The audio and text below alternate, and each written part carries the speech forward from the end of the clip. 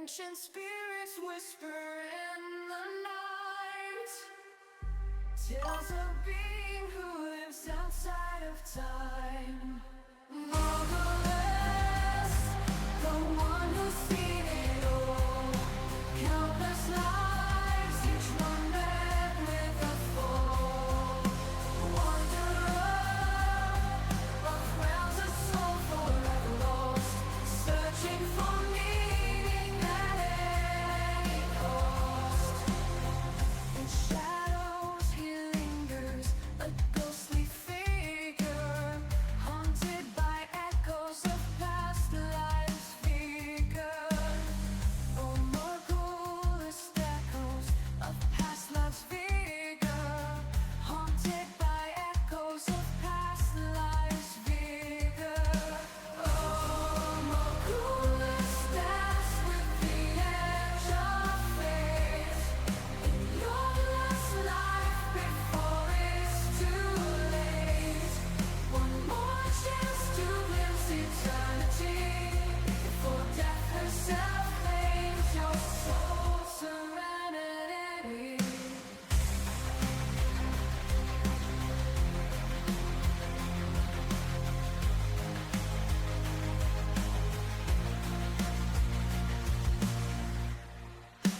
Oh, Morghoulus, dance with the edge of fate. In your last life before it's too late. One more chance to glimpse eternity before death herself claims your soul's serenity.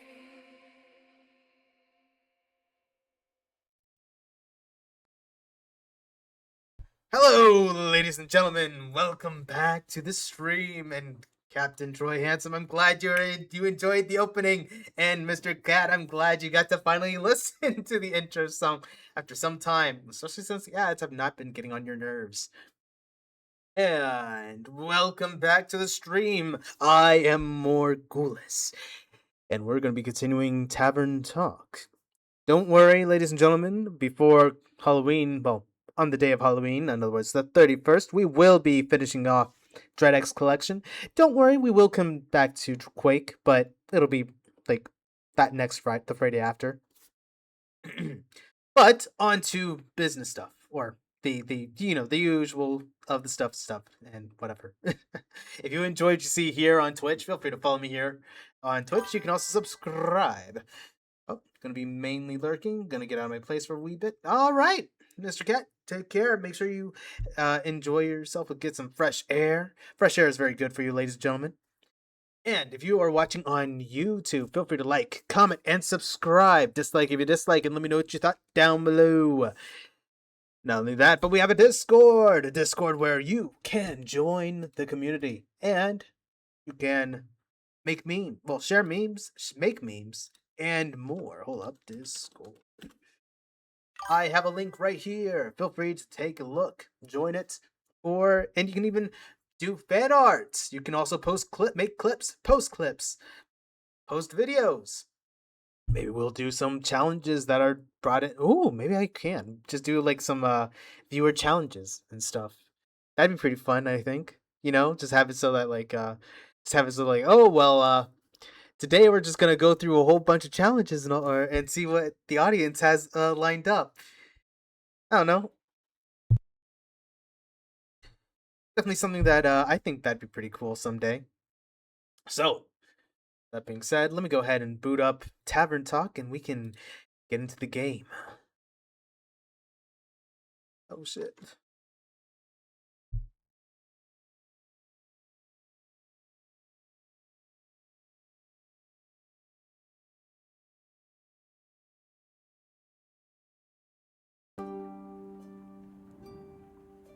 Tavern Talk.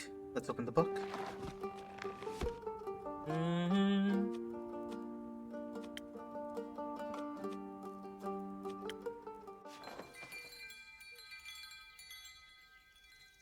Alright. This would be Chapter 17, In Pursuit of Entropy. 21st of the Astral Moon. Alright, let's see how this goes.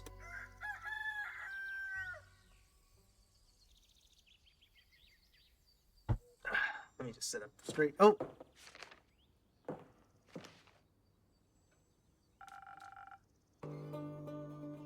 You know, your quests are getting weirder by the day. I mean, no one's forcing you to take that one. Unless you have one on basilisk swarms, waiting in the back. I think I'm good with this one. No basilisks, I'm afraid. Eager to kill some parental figures? You know it. Speaking of family, you haven't brought your sister by in a while. How is she? I don't know. We no longer speak. Oh, I didn't know that. You two were unbeatable when it came to art fights. Yeah. I love her, but she's become a little too much like our parents. So, I need to love her from afar. Or I wouldn't be loving myself very much.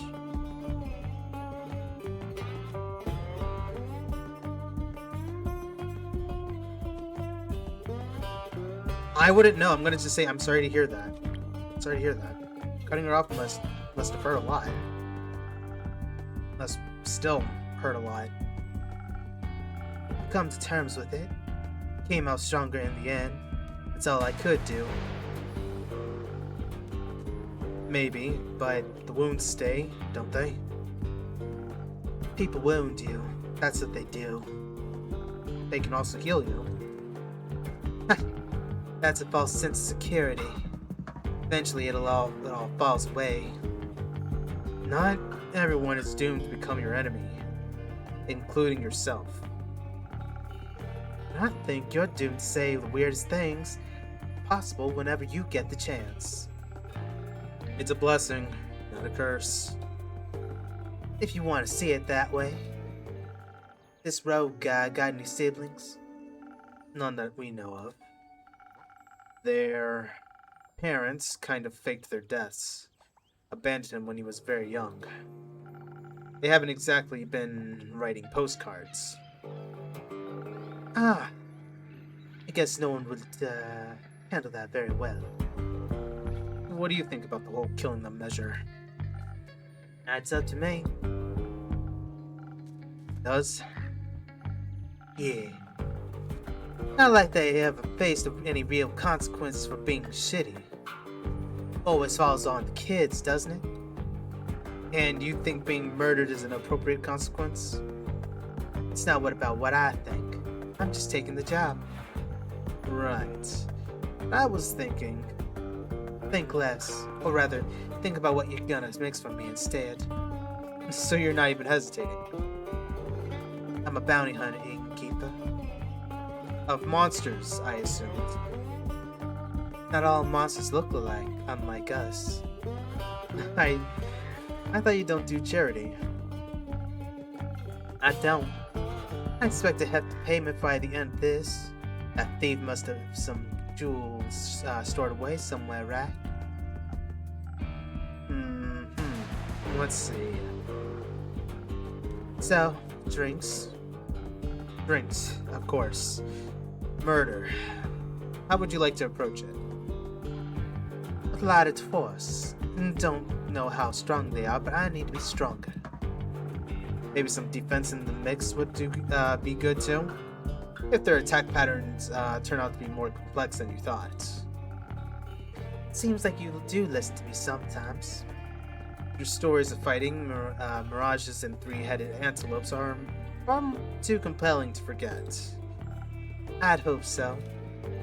You still have any of those frozen pine cones lying around? The ones you gave me for that mountain mimic?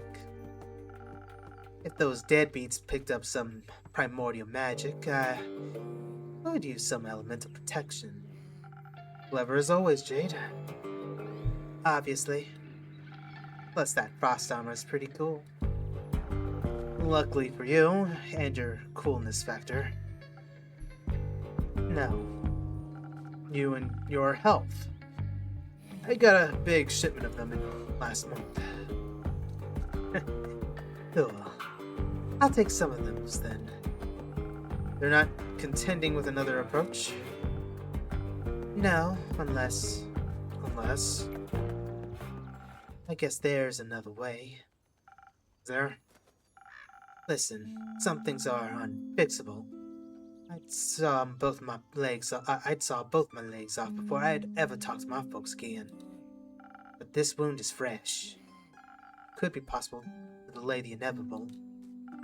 Could convince them to leave, scare them off, banish them somewhere they can't hurt him. That way he can find them later, if he ever changes his mind. Maybe this rift isn't completely irreparable after all.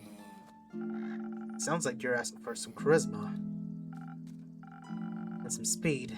Should hurry before he does anything drastic himself. Yep, some dexterity might help too. You never know, you never knows how they could react. Might have to dodge some blows. Might have to. Any of that inspiration garbage lying around? I'm not so good with words when it comes to situations like this. I might have to inspire them to be a little less awful. I could offer you either Thunder Sage or Honey Flowers, whatever flavor you prefer. Your choice about it all. Charisma, dexterity, inspiration. It's the less violent route, but it's not what he asked for. So I won't complain about strength or defense mix either, as long as you throw the frost armor in. I think my decision about this would be tinted by my own experiences, so please, a little help. As always, Jade, thanks for asking. And make sure to leave Onyx some leftovers.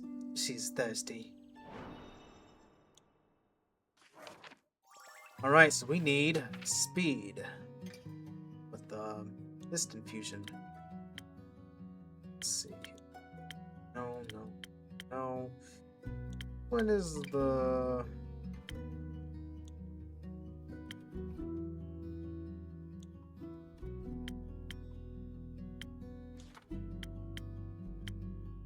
Okay, let's try...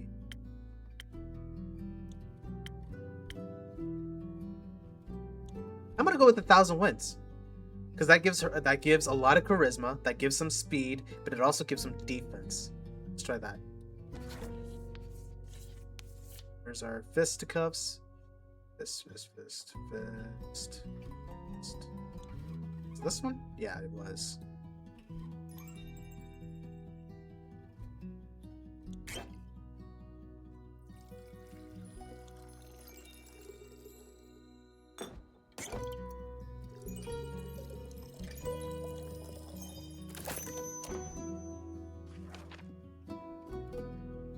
That infusion has a lot of that, yeah, I think that'll do the job. Oh, I do.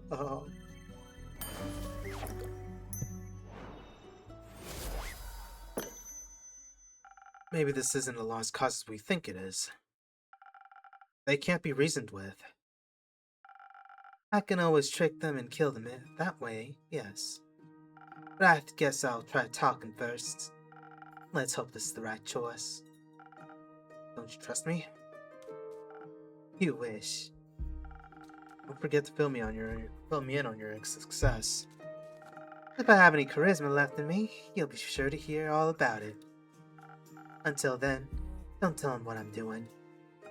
I shall keep this secret between us. You do love those. Typical Fae, I guess. Okay, so so my character's a Fae? Don't take too many names while I'm gone. I wouldn't dream of it.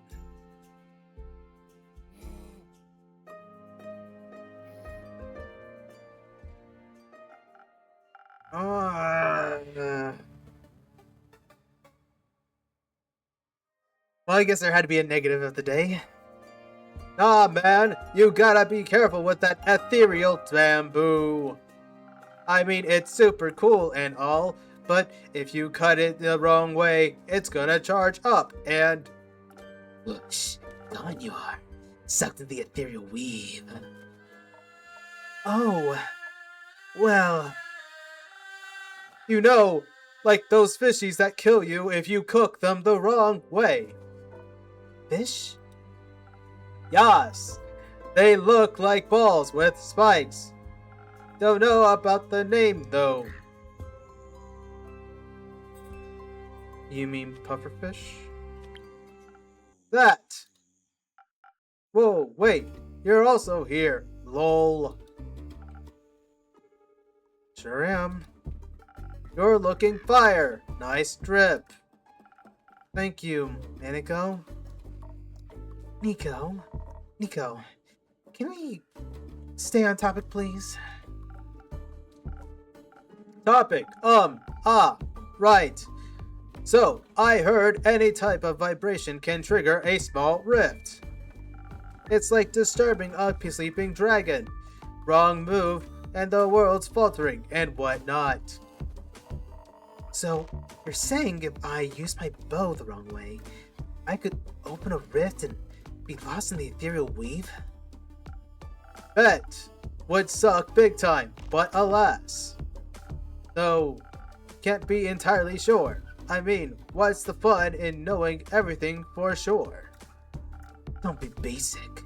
Embrace the chaos. As long as you don't play on any wrong notes, you should be fine.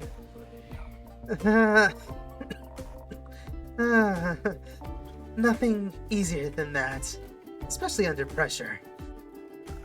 Especially then, I'm sure. Then you have nothing to worry about, friend. You might even come in handy one day. The person who made your instrument must have at least one thought about making it like that.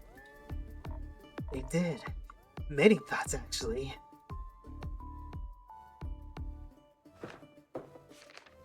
Oh fuck, this is gonna ruin my throat. Good mythical morning, innkeeper. I know, theoretically, it's early afternoon, but who cares? Theopractical morning, X. Almost there. You forgot the mythical. Good mythical theopractical morning. Better. Okay, listen up. Found this little leaflet on your notice board. And I saw you. You're finally sending someone out to escape that abandoned wizard tower. And I just decided that someone is me. I've been wanting to see what's up there for like a while now. Talk about good timing. Did you say wizard tower? What's the tea? Oh my god.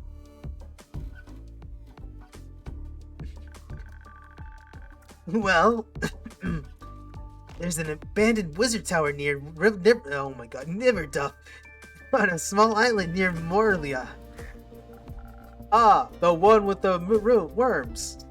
Oh me, the voices, they're too fucking similar and different at the same time. I'm dying. I think you can find worms in any ecosystem. That's what they want you to think. Sure. Either way, no one has seen the Wizard of Morlia in quite some time. So they say. And I've been dying to know what he might have been hiding in this tower. I bet lots of explosives. I'm more hoping for scrolls of ancient magic and semi-cursed objects. Oh, and of course books of forgotten knowledge. Rumor has it, he left behind quite a hoard of peculiar trinkets. Surely, after all, as it states in this leaflet, traps, puzzles, must be something very valuable hidden in there. Maybe the key to oh my, help me! I can't read today. Maybe even the key to immortality. Or they were bored. Admittedly. I don't design puzzles when I'm bored, though. I blow them up. I love it when... Nope. Stop it. I love it when things go boom. Same. You know what? What? I think you should take me and Boy along. Listen, you say trinkets, and I'm all in.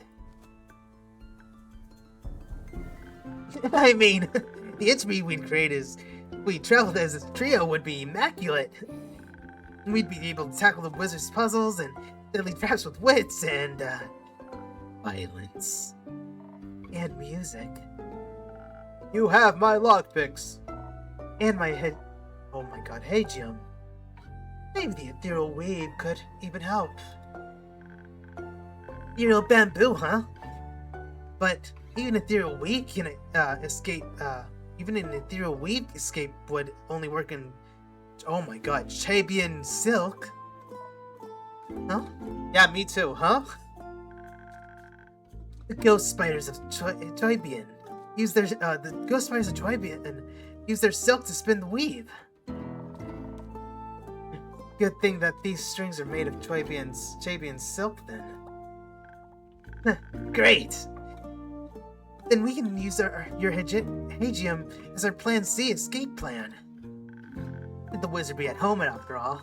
Or foster any monsters and any traps. Your Hagium will be in our way. Oh my god, will be our way out.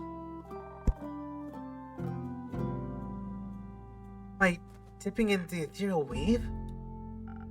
Don't worry, it's like dreaming or teleporting. You'll just have to find your way back out. We'll manage that. I'm a master teleporter. And I'm sure our innkeeping friend here has the right drink for you. Perhaps something that'll give you some brain cells. And quick reflexes. So I'm hasty and can easily evade traps. Good that I don't need help with either. But shouldn't we be able to fight back fiercely in case something is lurking in the tower? Lots of traps probably means lots of fire. So fire resistance would be helpful too. Fighting sounds good. I'd love to kill something, but I hate making decisions. I think the innkeeper should decide what to make. Okay, so, something strong to barge in and fight our way through, paired with fire resistance to survive lethal traps. Or something for our brains. That gives us focus and infused with haste. I'll see what I can do, but please don't hold me responsible for whatever ends up happening. We would never ever.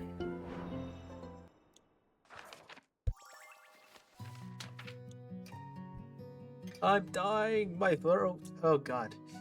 Alright, let's see here. We could go with this. I think this would be a good one. Yeah, let's do that. It's the fleet of foot, right? The fleet of foot. Yep. Where are you? Fleet of foot. There you go.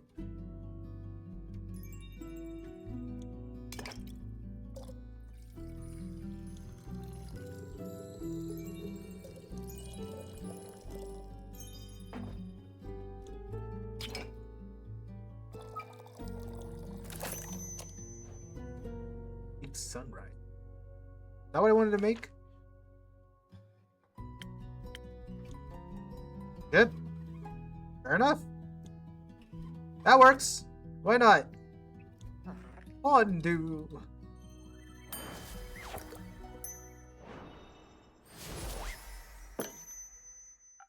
Here you go. Brains and quick reflexes. Thanks! I'm sure this will be a use for solving puzzles and evading traps. I'll be sad if not one single thing explodes. Explosions could damage all the loot. But maybe afterwards we could light a little fire. You know what we should do? What? We should take Jade along. She'd defo be interested in the treasures too. Oh god, hold up. Why am I blanking? Actually, I'm curious.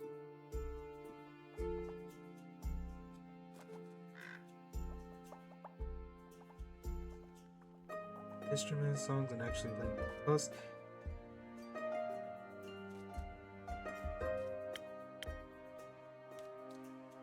Ooh. Okay, I was right. I was like, I'm pretty sure Jade already left. An additional blade couldn't hurt. Any idea where you can find her and keep? I'm afraid she's already on a quest, so probably nowhere nearby. That's fine. We'll poach her. Good luck. Thank you. We shall return with a story worth telling. What's up, Calentula? Can't wait. Hey, loser.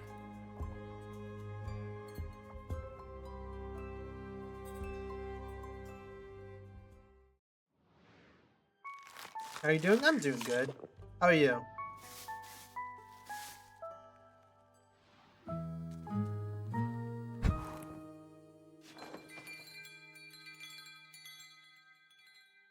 But how are you doing, Kelitsula? We'll drop a save here. Chapter 18. Well-deserved break.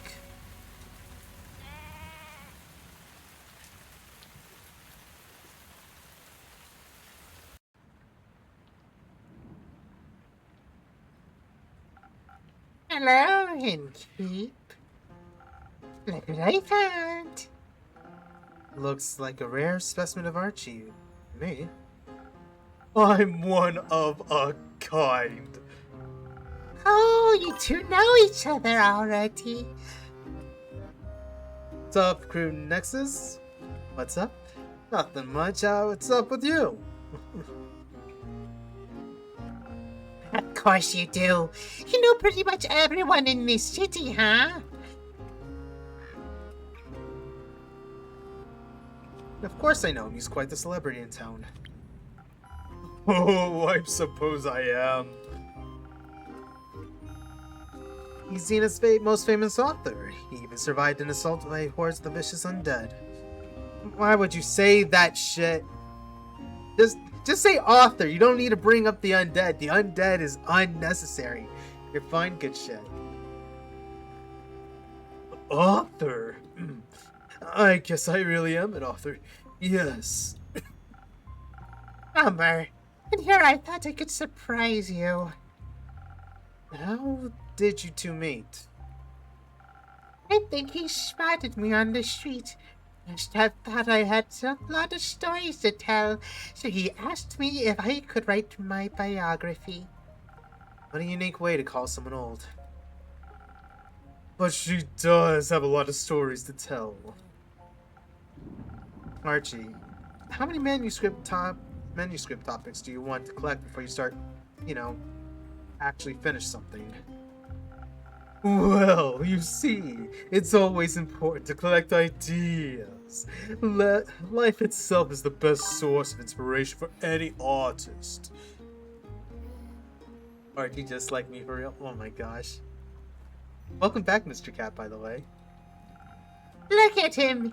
He's so eager to write. I just couldn't refuse that look in his big sparkly eyes. Oh, well, yeah, you know what? Big sparkly eyes, there you are, yeah.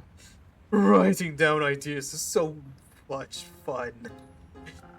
Not only for the detective's magical story, but also holding on to Theo's memories through writing is really helping me with his death. Some would say that description of the eyes matches me too.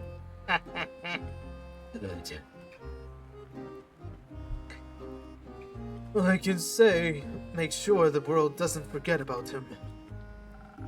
I'm glad you're doing better now. Una, how come you want your biography to be written down now? I don't really have a reason. I'm old, and I've seen a lot of stuff. Would it be sad if all the knowledge went to waste, right? It's not like you'll disappear any second now, is it? Of course not. I get it. A lot of terrible things have been happening lately. Ah, don't be silly. You'll be fine. Hey, Licorice, what's up? It's always nice to see some of your friends return during times like these. Most of them?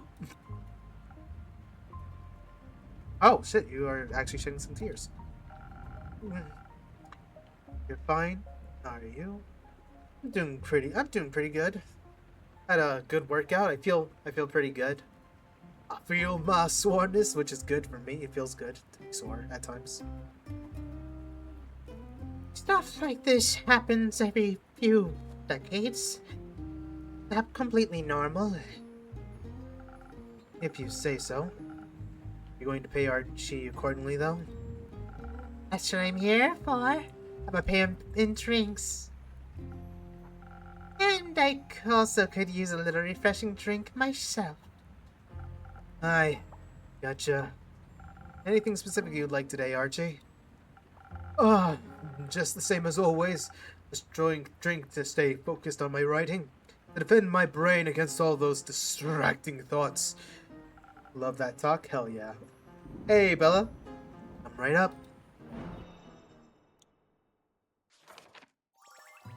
So we're going with something with some shield. Let's go with the steel tonic.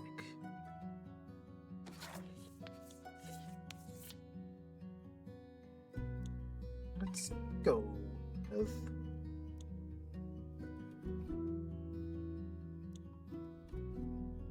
Yeah, we'll go with this.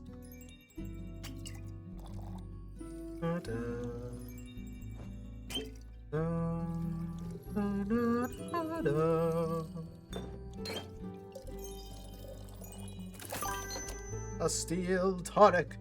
Just wake from sleep. Oh, well, good I don't know if it's morning for you, but good morning or good day for waking up.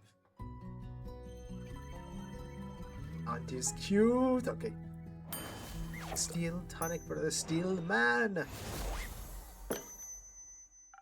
Here you go. A drink to boost your concentration. Thank you very much, dear innkeeper. Oh, this is delicious. I can feel an irresistible itch in my fingertips already.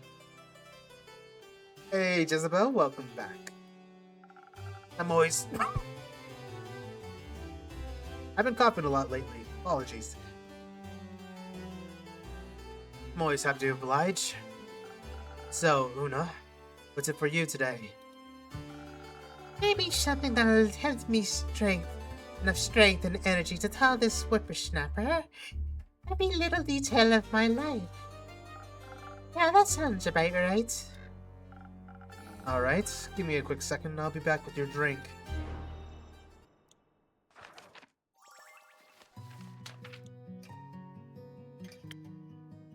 Go with the Sailor's Courage. There's an alternative. Nope, there ain't. Let's see what we got here. We'll do it this one.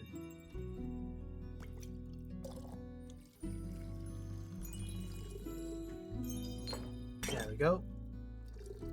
One this way. Nope, we don't need that. We need one of yous. What am I doing? Wait, actually, no, I just need an extra. There you go. Sailor's Courage. There we go.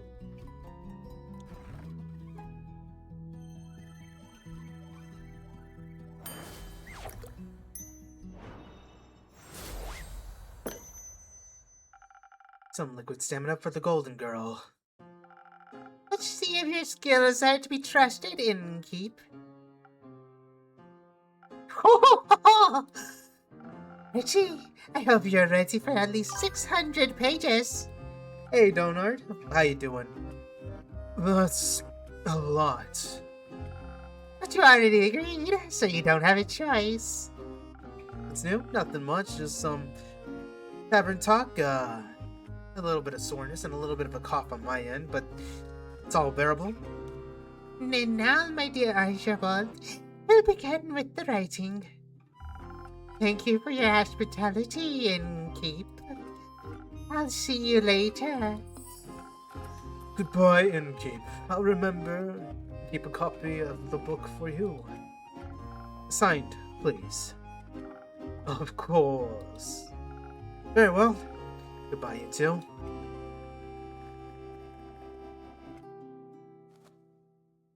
Oh shit, I forgot all about her. And right, she's in a wheelchair, if I recall. I don't remember the voice I gave her. Shit. She only appeared once. I actually don't remember what voice I gave her. You doing alright? Good shit. Finally, my service beasts and I have returned. Welcome back, Minute B. Hello, friend.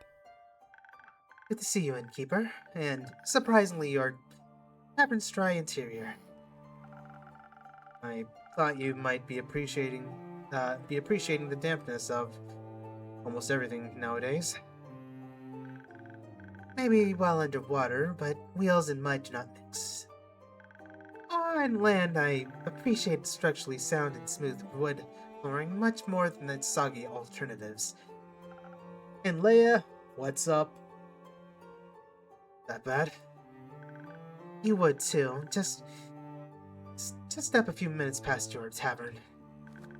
Then you might get an idea of the things jammed in my spooks and mushed between Casket and Kane's toes. That's Tavern? Hell yes, it is. I'll pass. And besides, stories from my patrons are much more enjoyable. Speaking of, how did the Pearl Hunt go? Honestly, it wasn't all too eventful, but before I go on, I could do with one of your drinks, innkeeper. Something to keep my mind clear of any irrelevant distractions for the journey back. Let me see what I can do. Oh, we want brain power.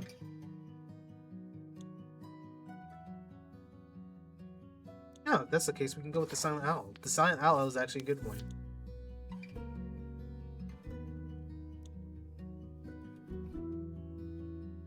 No. Yeah, that's something. No, wait, no.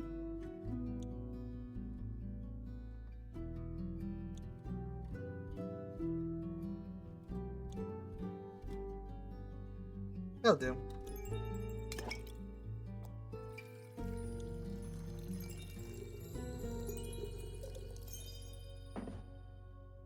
Nothing much, thanks. Gotcha. Well, still. It's good to have a good day. Oh, wait a minute. Wait a minute. Ah, let me take that out.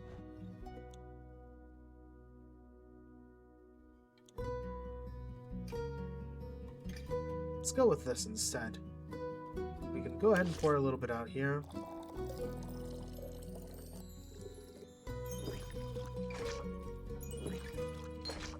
Let's try that again. I might have made a mistake. That's okay. We'll fix that. Oh, dude got a good drink. That's all. That's all.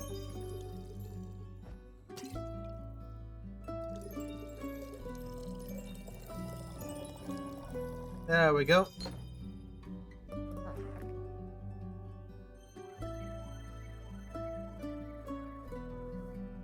Should be it, right? No. What am I doing wrong?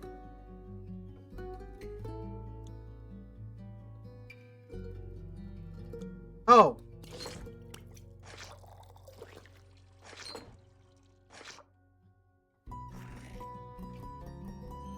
Well, that was silly of me.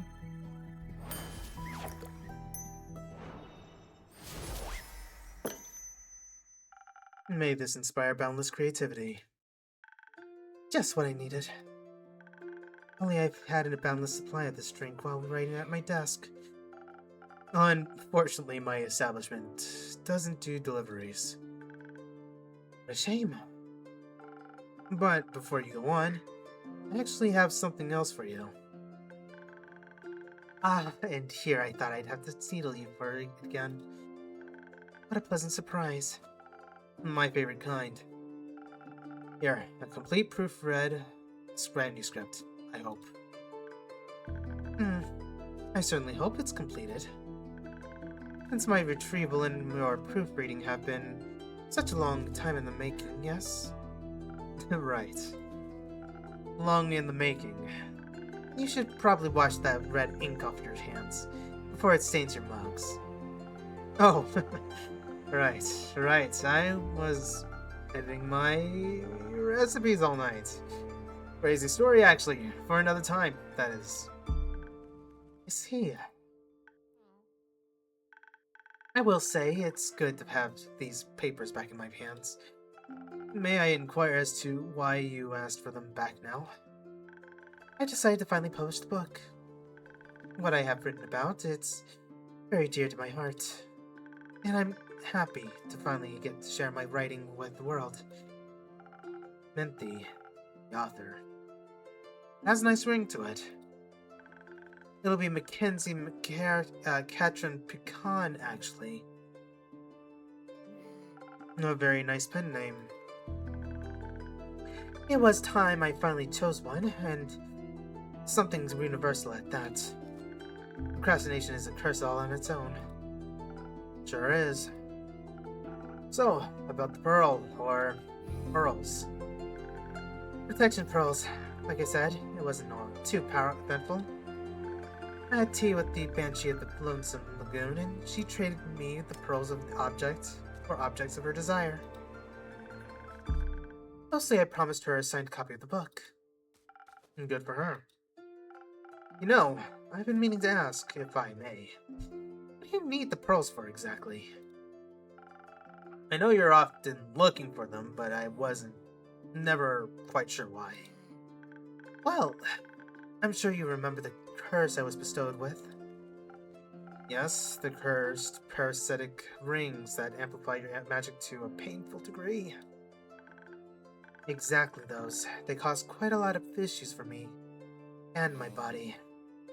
Sometimes it feels like the magic is eating away at me, slowly feasting on my organs and nerves.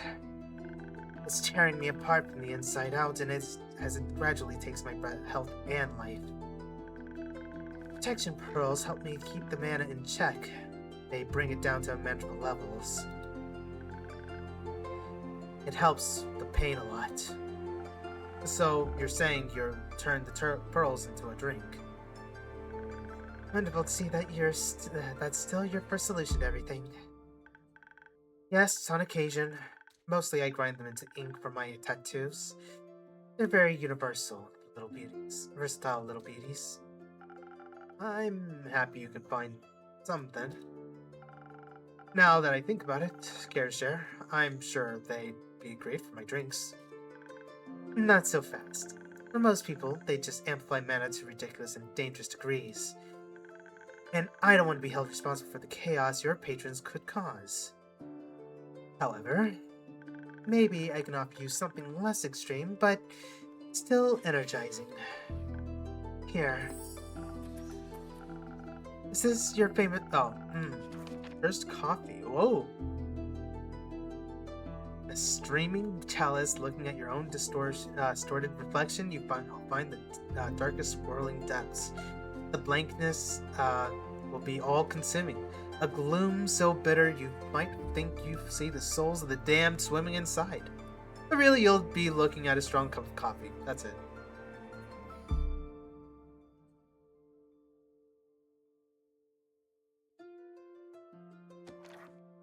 Is this your famous coffee recipe? After all these years, you finally trust me with it. It's time. I think you can finally make it without poisoning someone. I'll do my best. Thank you, Menthe. Perhaps I will also help you keep your promise in time. Anyhow, I think we're due to take our leave. Need to make some ink? Something like that. Plus, I promised Casket and Kane we'd check if any primordial tennis balls got washed up by the flood.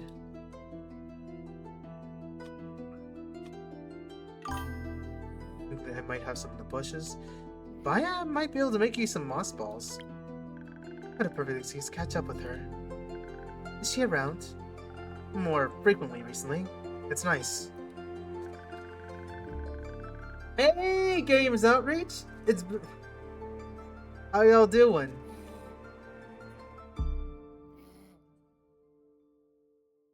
A miracle she still comes. She stills come. Oh, stills.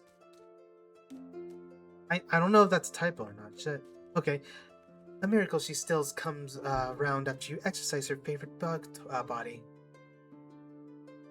Exercise her favorite bug body? What?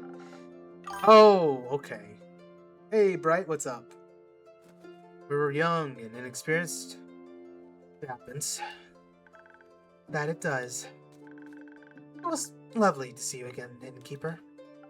Likewise. Best of luck on your journey, and don't forget to send me a copy of that book. If you promise not to forget about its existence this time, I'll do my very best. I know you will, friends. I know you will.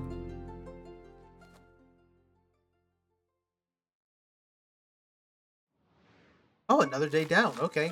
Scheiße. Okay. Enjoy your stream, to be honest. I'm glad to hear.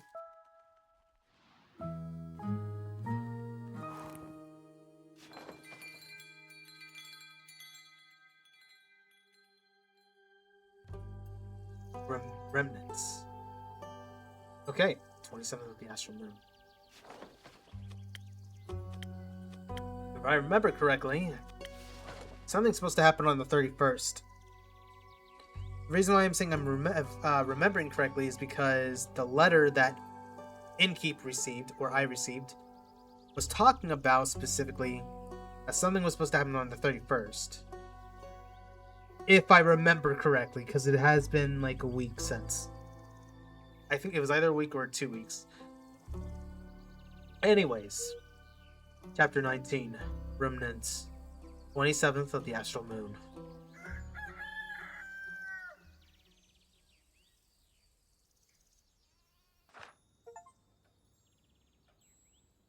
Catalyst? Jade, welcome back. Was your quest successful? I'm nervous. When have I ever failed? Well, you do look surprisingly unbloodied. Also, hello, Kumo. Kumo? Who's Kumo? That guy. Can you name him, guessing? No names here. Never had a name. Don't even know what names are. Am I just supposed to go along with that? You're supposed to make me a drink. Then we can talk. Fair enough. What can I get you? I've still got plans after this, but Onyx is pretty tired.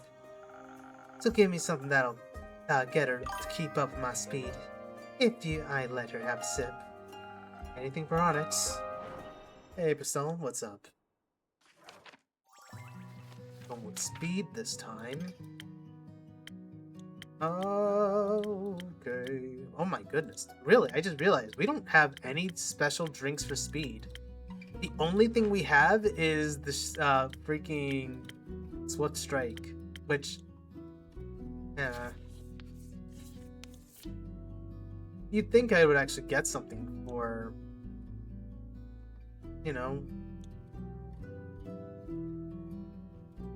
for all that time.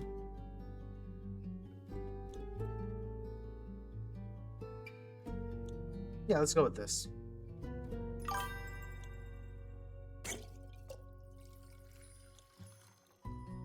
Go. And there we go.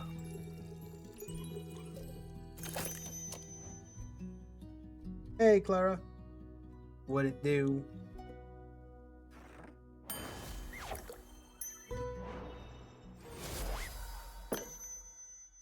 A drink for Onyx and you. But mostly Onyx. Not too bad. Concerned to see you know me so well. Being a regular does have its perks. So, names? Let's start with the story first. You love those, right? You know it. I'll spare you the details of my journey to Borkham. By the way, this was really quick. though I didn't miss the chance to make any extra money along the way. Everyone thought I was the right woman for their jobs. They helped me with the quest too.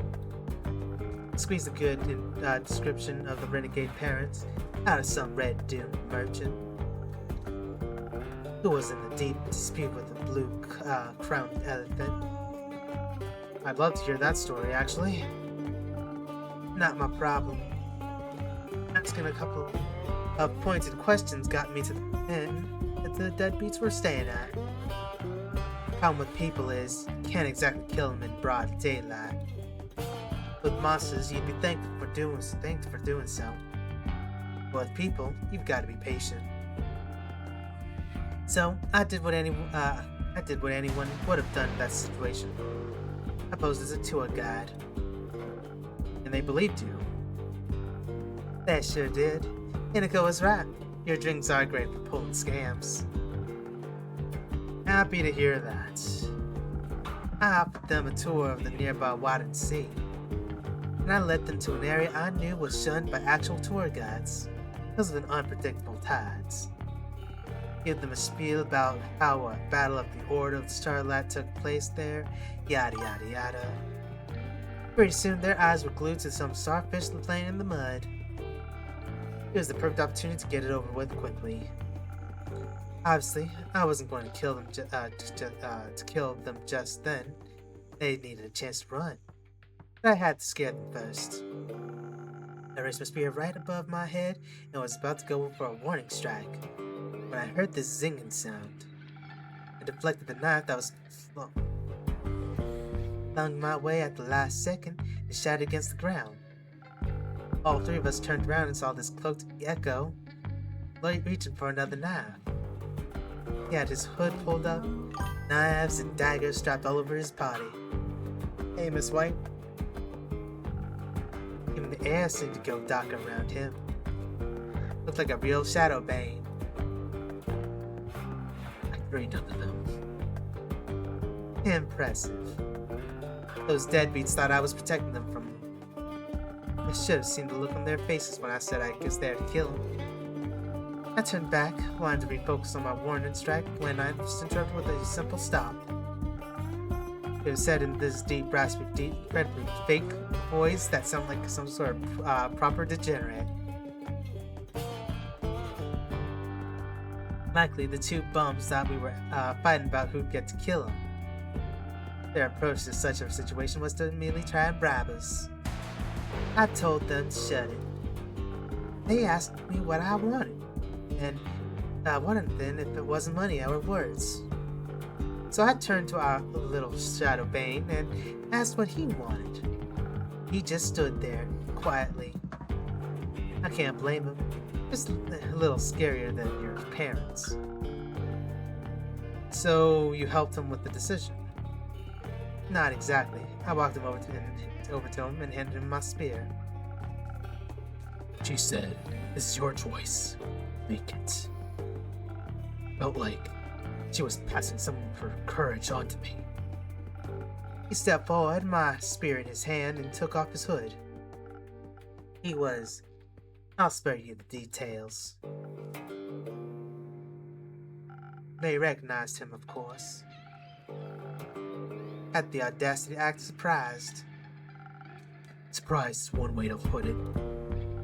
When they talked, they sounded so like they thought I had died. You could have. They left you. I wanted to say something. Anything. Yell at them to get lost. Scream at them for what they've done to me, but all that came out was, "Why did you leave?" Their silence went on for so long. It would have been longer if those tides hadn't come rushing in. You did kind of walk into that one. Kind of. Luckily, I was quick. Got all of us up onto some muddy rock that the waves couldn't reach. How long were you up there for? A couple hours. Left us a lot of time to talk. Did you? Yes, a lot. For example, did you know the primordial flood was caused by the pyre erupting? The pyre? You mentioned the biggest volcano in all of Asteria. You mean the biggest volcano in all of Asteria? Nestled right into the Leviathan's domain? Yeah. Apparently it erupted and then it collapsed, covered all of the primordial sea in ash and set off a tsunami. It should not be doing that. No. Do you think powerful magic was afoot? Probably not. What use is a giant tsunami to anyone? Maybe they want it to be wet? Probably not.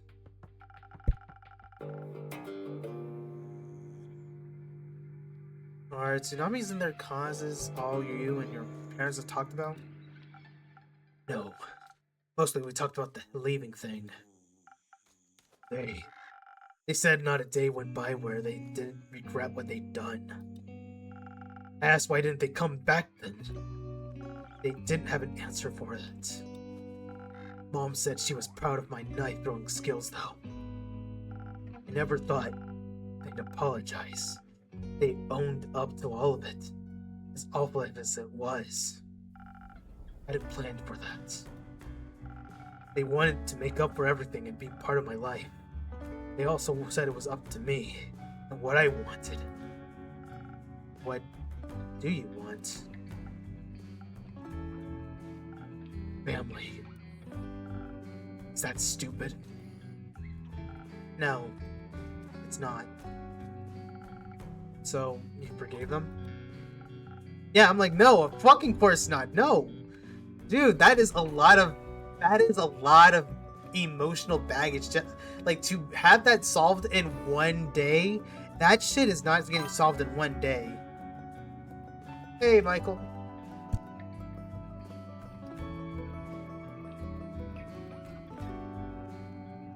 No, not yet.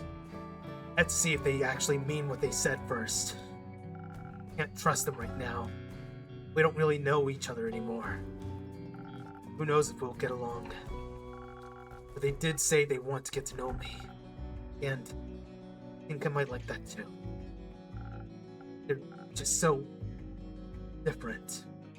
Nothing much, Michael. I've been nursing a bit of a cough honestly, this whole week, actually.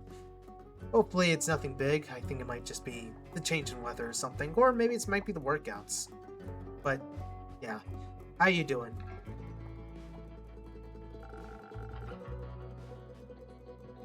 Feels like I'm angry at people that don't exist anymore.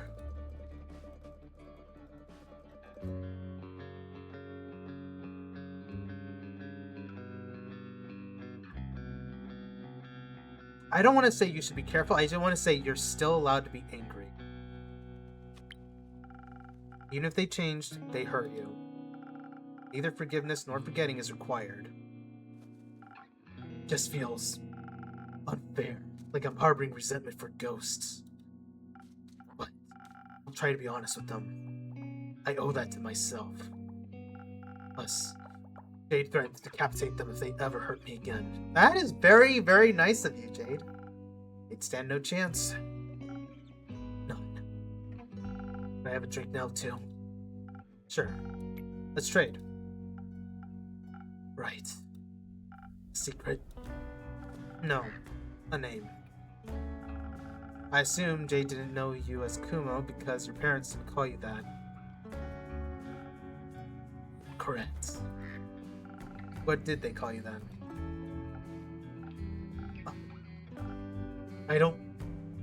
I'm not. I'll trade you my name. Just give the guy a drink. Her first name? Those are quite precious to Maida, Maida, right? Very. See it as a secret to trade for. I'm listening. Lycia. Beautiful name. I don't respond to flattery. Thank you. It's definitely better than mine. Yours fits you. It does not. If you say so. So, not Alicia. What would you like in exchange? Maybe something that'll stop me from choking on my words. In case I have to do more of this emotional thing. I've definitely got something for that.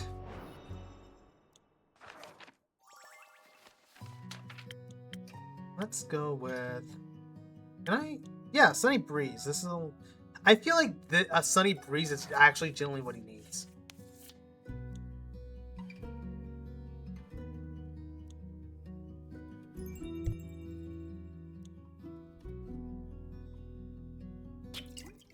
Okay. Other than coughing my lungs out.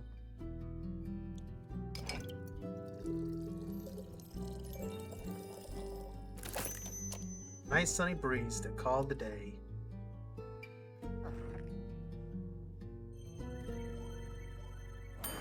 There we go. Onwards. I'm gonna drink some real quick.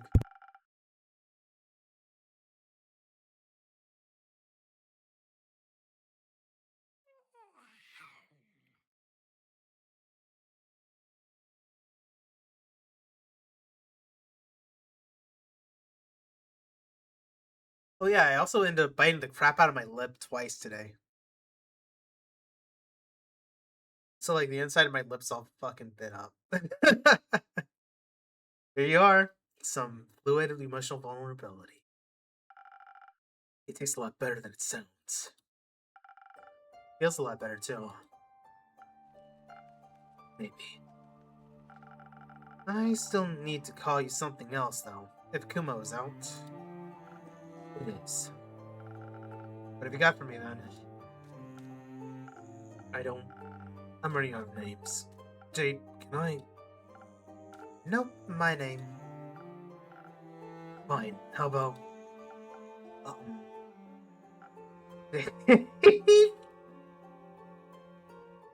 Dave? You know what? Sure, I'll go with that. I'm proud of you, Dave. For everything you've gone through, and for choosing what's right for you. Thank you. You need a hug? May have already gotten one from Jade. Speaking of me, I've got to go. Want to check in with Grace and her goons. See you around, airboy. See you around. See ya.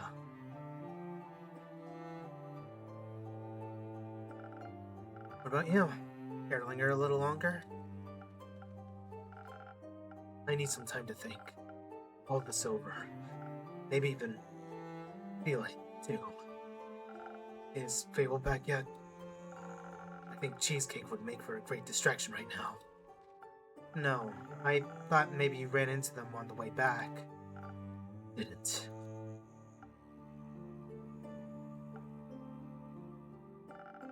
So Melly isn't back either. No, afraid not. Cool, great. I'll guess I'll talk to Carolyn. Her parents? Maybe. Do you think they still love me? I don't know. I hope they do. I hope they love you well. I don't know. I do know that other people love you. If your parents fail to live up to what you deserve, you won't be loved any less. But I'd like to believe that. Sometimes, I just think, if even my own parents could leave me, anyone can. Don't measure your worth by the actions of the people that hurt you. Nothing good can come of that.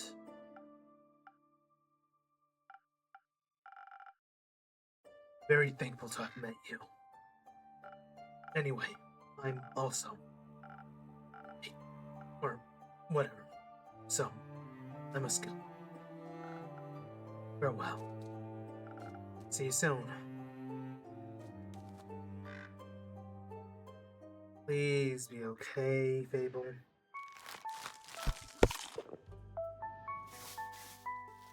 Fable's gonna end up fucking popping up during the freaking 31st, aren't they?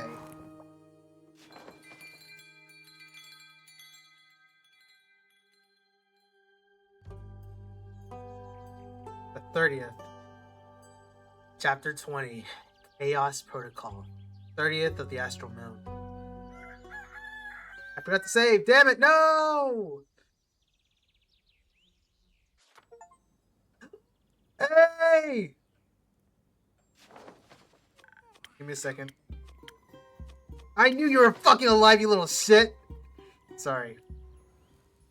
Innkeeper! Surprise! Nice to see you're back. Is Fable with you? No! Should they be? They were looking for you. You're a very good detective then. Happy to see you're well, Millie. Everyone was worried about you. Why? I'm great at taking care of myself. You are, but where have you been all this time? Investigating things, obviously. Like the flood.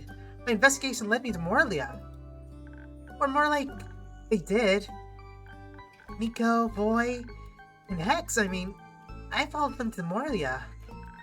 They were talking about mysteries and puzzles, and I'm trying to solve a mystery, so I wouldn't let that opportunity pass me by. You're lucky. You're lucky. People usually pay a lot of money to spend time with me. Why? Because I'm, like, famous? But I didn't go there because of you. I was following clues. Okay. I stayed outside. My case isn't about a wizard. Not this time. And fuck, I gotta deal with this man again. Where's Hex anyway? You know, doing wizard things. Like studying? Yeah, it's giving depression, TBH.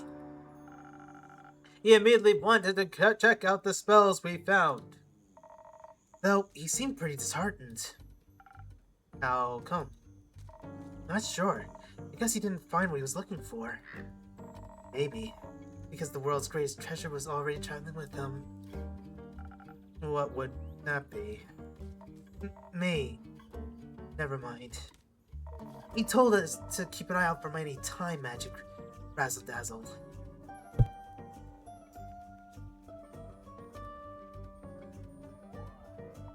But we found nothing. At least you managed to get inside and return safely. Yeah, the way there was easy peasy. We got there thanks to Nico pulling off a shape-shifting trick and pretending to be a merchant. Stole some guy's coat and face and used his reputation to secure us a boat ride to Morlia. Said I wanted to meet with the real estate agent from the Magocracy to buy the island.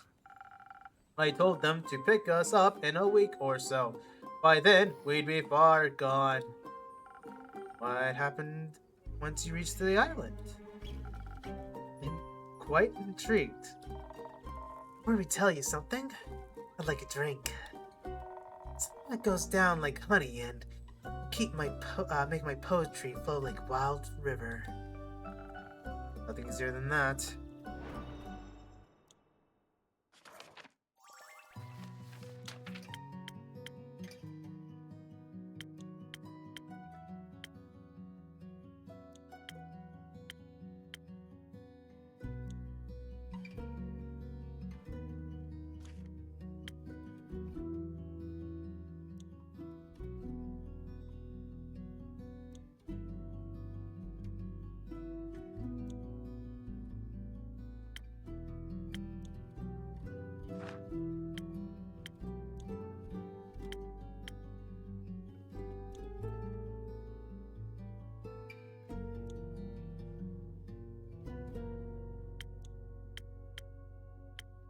I think I want to go with...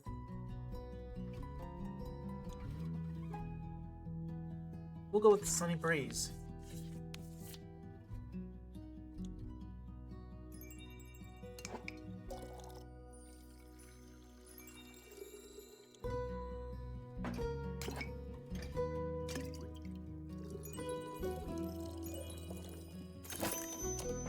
There we go.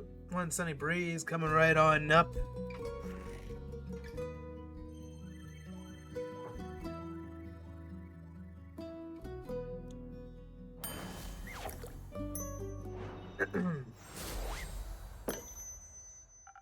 Some honey for those vocal cords.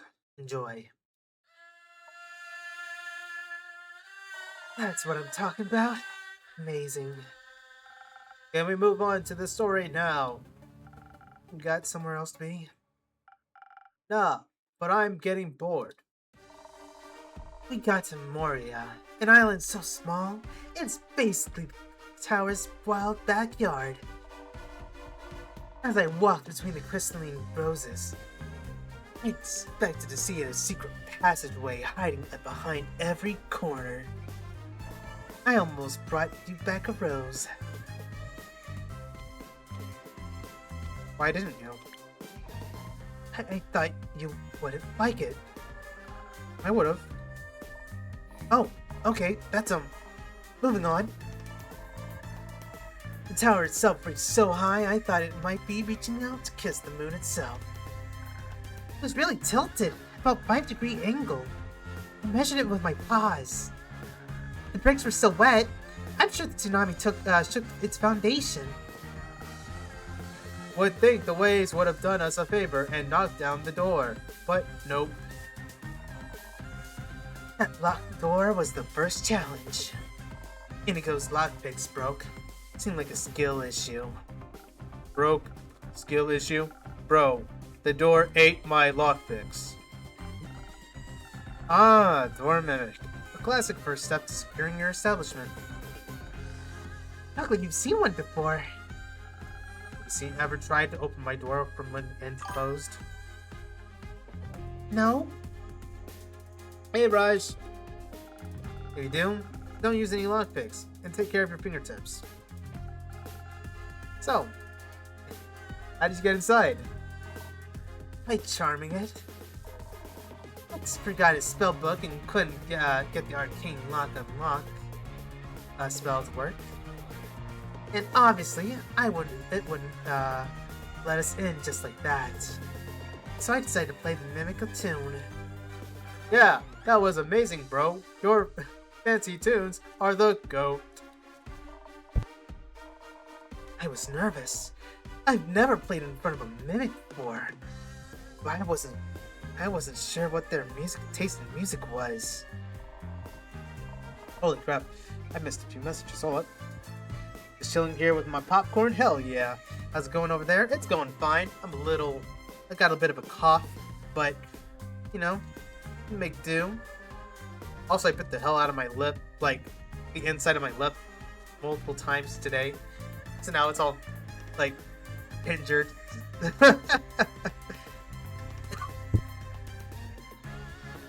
That's why there may be times where I may go a little mute and then, like, you'll see me kind of keel a little bit, but it's not as drastic as the keeling is making it seem.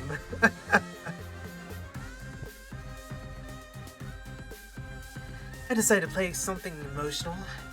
Something that would melt its metaphorical heart. A song of woe. Who would have thought it literally melts? Yeah.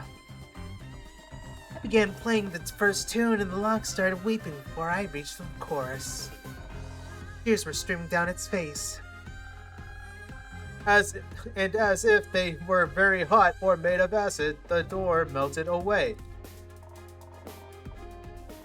Afterwards, the lock lay in a puddle of wood, sobbing and thanking me for my performance.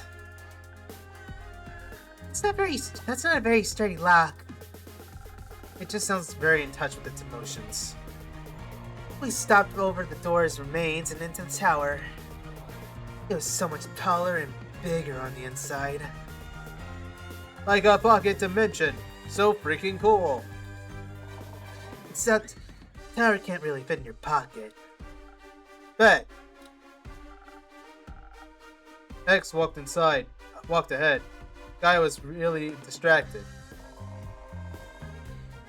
He didn't even listen to my poem about the symbiotic relationship between axe and door. For a long time we didn't encounter anything. Just a long hallway. No doors. Only a bunch of strange paintings.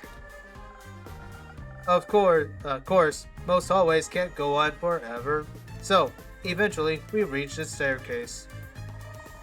After what felt like 5.5 minutes. Eternity. Why are you playing a small violin with your hands? Meanwhile, I was outside investigating the flora and fauna. It was really very peculiar. It was all from another world. Colors were different. Very blue and almost spectral. There were a lot of spider webs or yarn. Not sure which. And suddenly, the ground shook and almost knocked me off my feet.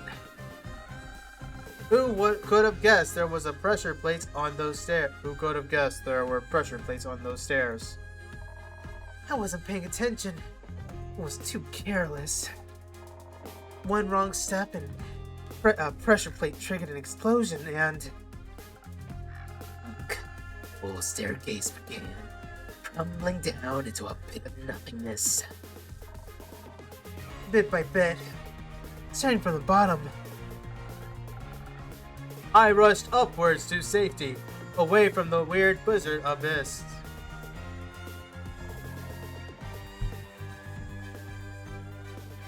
It's funny because I voice so the way how I choose to voice these characters is based on how they look. His look made me think text to speech. That's why I have him talk as if he is speaking through text to speech until his expression shows otherwise. For him, he comes off as almost Scanlan-esque. In other words, horny bard. So my method of actually voicing him is basically everything he says needs to sound close to him sex talking you or an innuendo or something of the sort until he gives a expression that is enough to where I can kind of make it so it's a little dropped.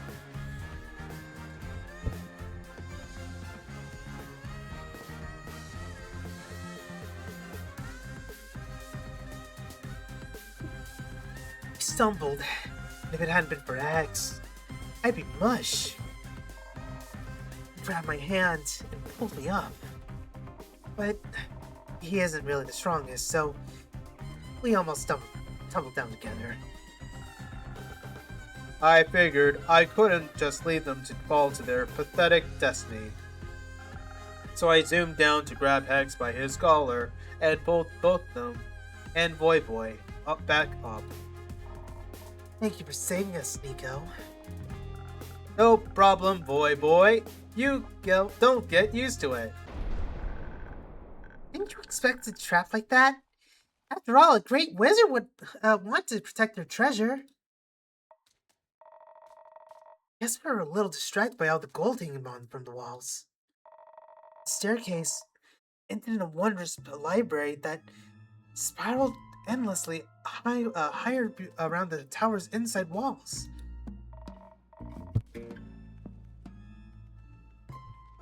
We lost Hex at the bottom, first row of books. A lot of them were drenched. Didn't seem like the towers are waterproof. There was still primordial water dripping from somewhere above. We couldn't make out the ceiling. Tried to reach it though. The second story of the spiral staircase library had 3 paths leading away. Each path ended in a door, and all 3 doors were closed and marked with runes and paintings or rusty old locks. I got sucked into looking at the library's beautiful murals. Each of them depicted a different story.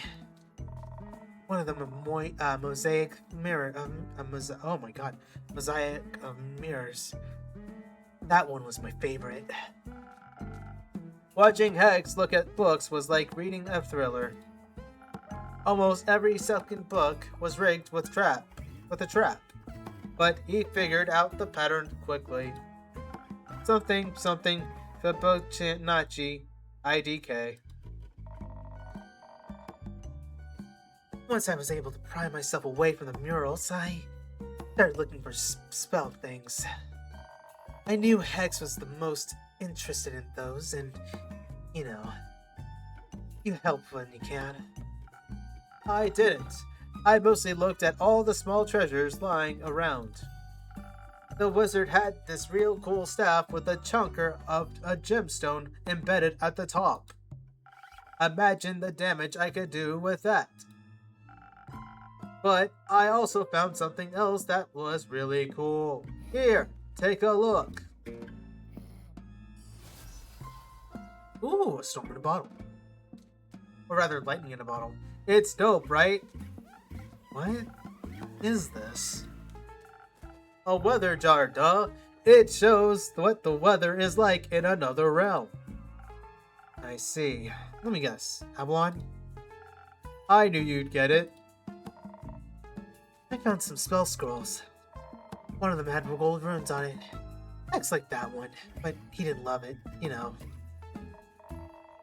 Then, nestled between a few red velvet armchairs, I found a glass case. It had a golden frame and a scroll placed inside neatly in the middle. The scroll was floating and all that. I knew Hex was looking for more spells, so I called for him. As soon as I mentioned an oddly floating scroll, he came sprinting upwards, staring at a glass case. He already had another scroll tucked into his coat. Honestly, I was expecting to be carrying half the library at that point. But I guess that wouldn't have been too heavy for him. Of course, the stupid glass case was also a puzzle. I had no lock, no lid, no nothing. Just glass and a gold frame. The scroll itself was glowing a promising blue. I suggested breaking the glass. Hex gave me his finest death glare. So, he investigated the puzzle himself. While they were doing boring side quests, I made sure to stuff my pockets. I found a jeweled silver paperweight shaped like a bird that'll make for a great blunt weapon. Hex was too scared we'd destroy the scroll by triggering another contraption, so he suggested we look around in the adjacent rooms. The riddle doors. Hex had only to look at them for a mere second before figuring them out. Apparently all those murals and ruins were referencing a story hidden somewhere in the library. So he made us search for it. It was tricky. He didn't want to trigger the book traps after all. It was like the library knew what would tempt us the most. I kept seeing books about forgotten songs, rare instruments, and romantic poetry. And I saw books about burglary and fraud. He even had to tackle you to the ground one time so you wouldn't blow us all up. Who can resist a good scheme?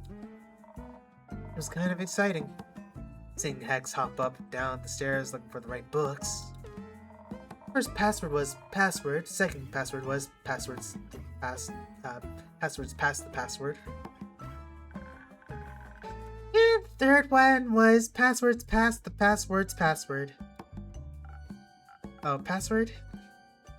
You wish, but no.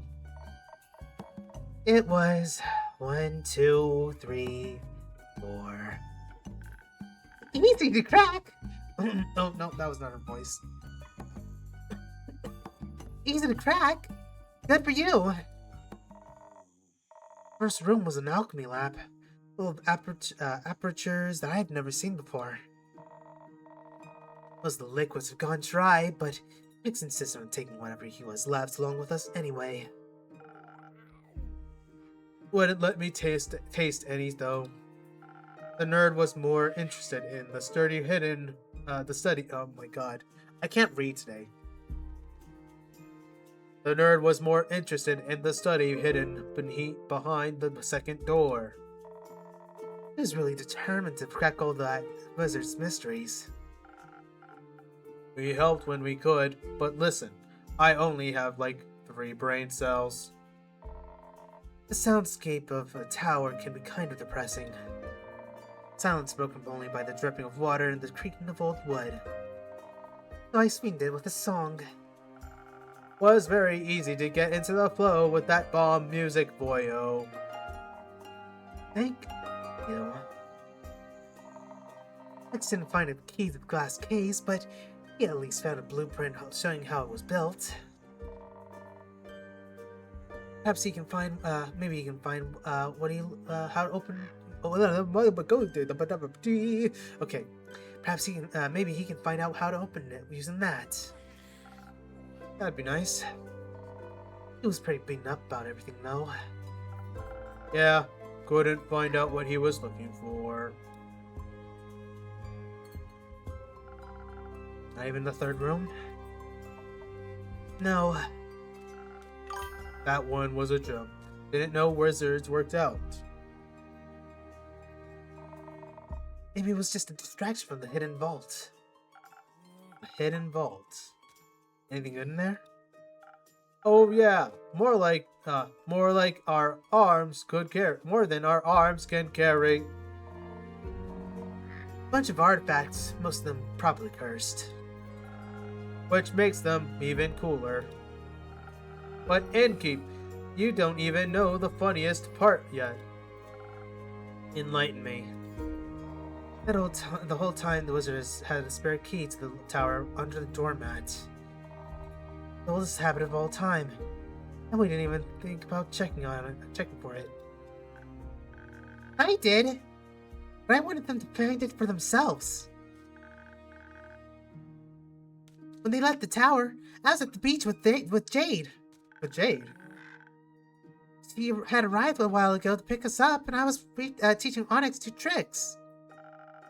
He helped us weave all the loot onto her boat.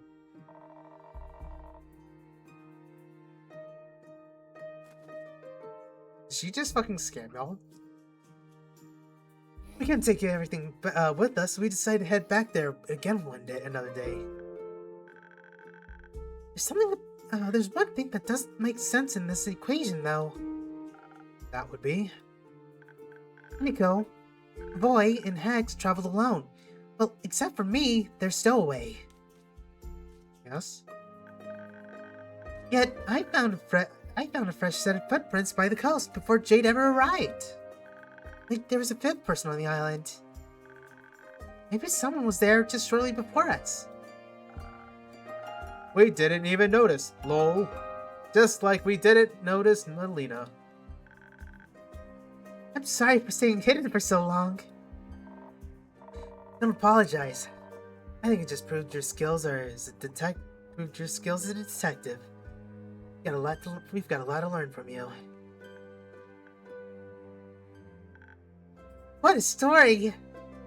I can't wait to share it with Archie. I'll be on my way now. Gotta check up on Hax and make sure he didn't accidentally take a book mimic home. You come with Nico? Sure thing. Oh, thank you. So long, Innkeep. Goodbye, Innkeeper. Don't miss me too much. I'll try not to.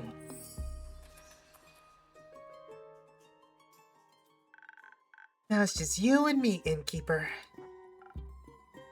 Indeed. Glad you're back. You're making it sound like I was lost or kidnapped. I was just investigating. Without telling anyone? I don't need to tell anyone where I'm going. People care about you, Melly. They stay worried if they don't know where you are. Oh, I'm not used to that.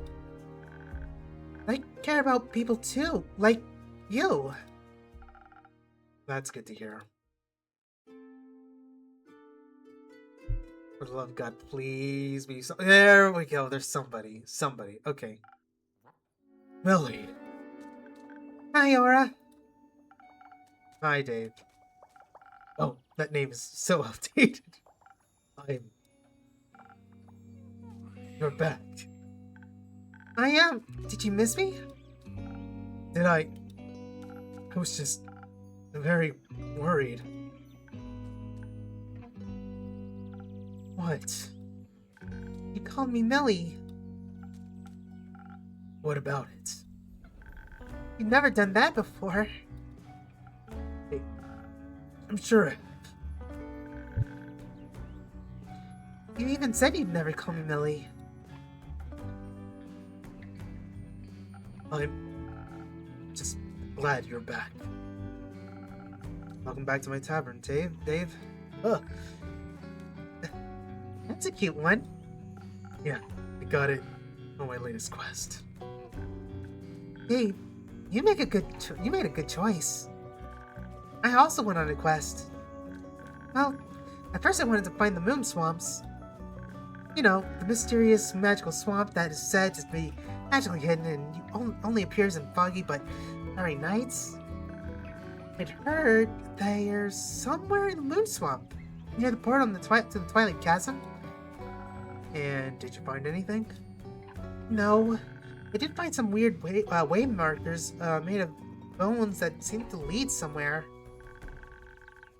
They had "Do Not Touch" written on them, and the paint seemed fresh, so it looked like the perfect clue.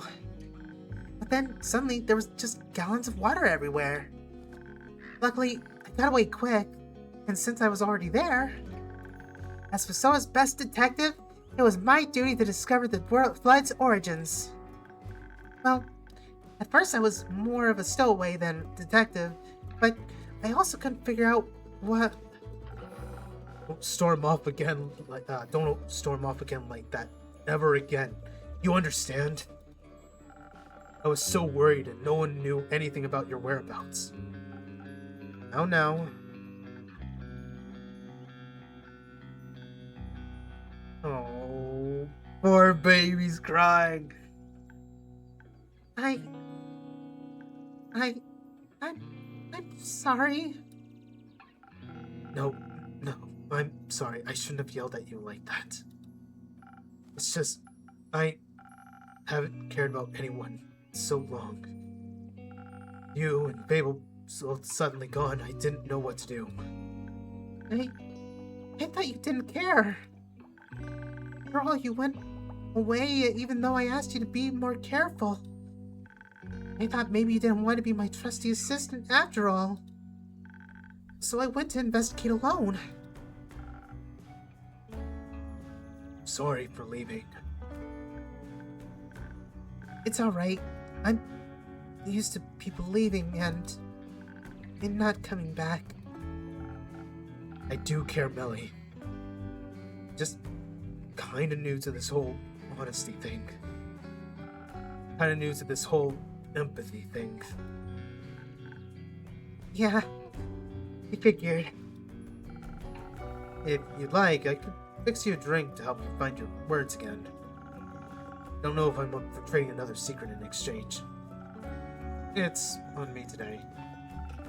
You've got enough to worry about. So, let me see what I can do for you.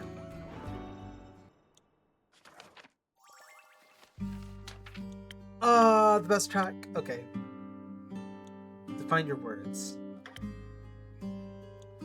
I kind of feel like this is actually a good one to give.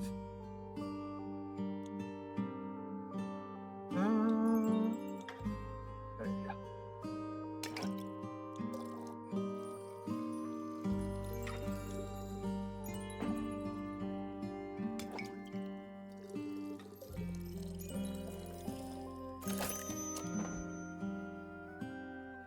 Da, da, da, da, da, da.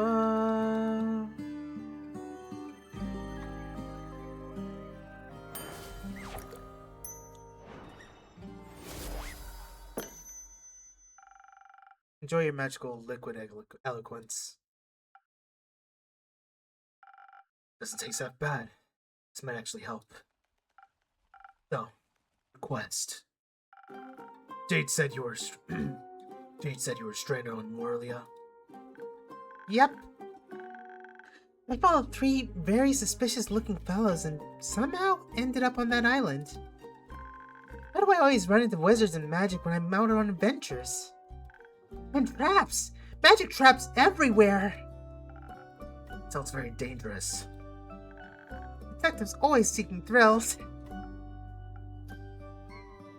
You're too fucking cute. I'll make sure to be careful. I promise. It's not about that. I know you know how to take care of yourself. Otherwise, you wouldn't have involved the T-Rex, solved the T-Rex case. But don't keep putting your own life at risk in exchange for a quick adventure. Luckily, nothing major happened this time. This all could have ended very differently. I know.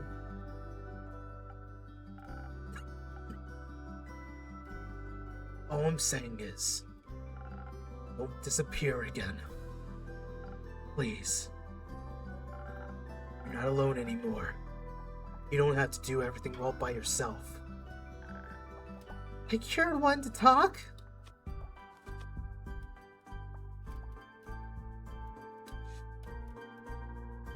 Ah.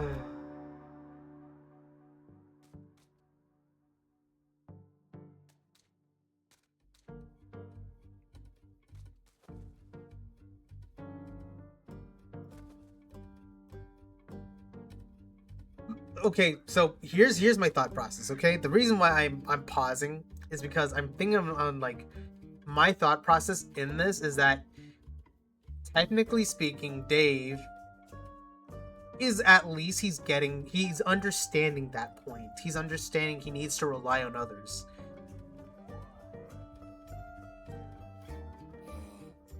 And it's one of those reasons why I feel like he understands a little bit more than Millie does, because I think just so that way everyone needs a fucking reminder.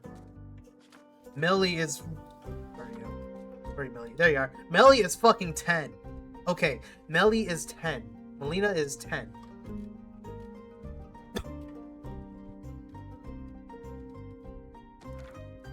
So while it's like, okay, yeah, I could say like, oh, well, I think you got a point, Millie, but it's like, no, like, unlike unlike Millie, Dave did not just simply disappear without a fucking trace. Which I'm still mad at Fable for just going on their own like that. I would prefer if Fable had went with somebody else instead of just going right by themselves. I think that's what's frustrating me. That's why Fable is a little bit of my shit in the doghouse a little bit for me. To be fair, Dave's got a point. Even though they're guilty themselves. Both of you are. Yep, that thank you. Thank you, Inkeep. Actually, that's actually what how I want you to kind of go about it. Because you both are doing things you should have done something better. But you two have also made a lot of progress already. And I'm glad both of you made it back safely. Heard anything from Fable yet? No, not yet. What about Carolyn? She came back after the flood. Currently, she's investigating some undead sightings in the Pale Woods. You know when she'll be back? No, but the two of you can wait here for her if you want. Yes, please. I want to stay with Carolyn until Carolyn gets back. Alright, I'll keep you company. How about I spice up your wait with another drink?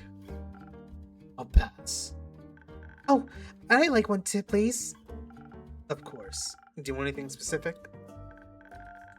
That whole adventure was pretty exhausting.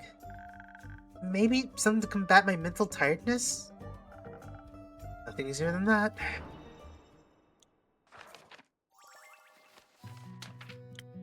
How ironic this is not. The coffee doesn't do like a max this. Anyways.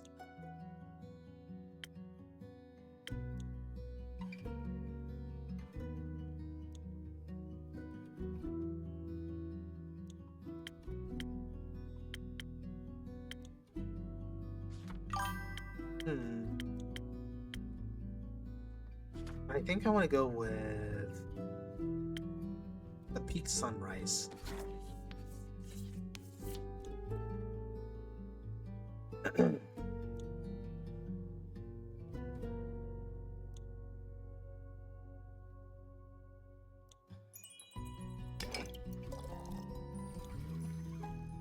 That's one.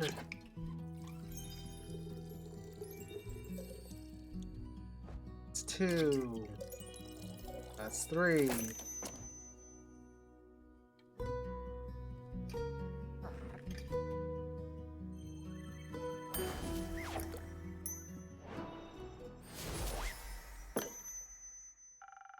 Let's see if this will wake you up again. Oh, thank you. It's delicious. I can feel my synapses connecting. You know, I have had some time to think about it.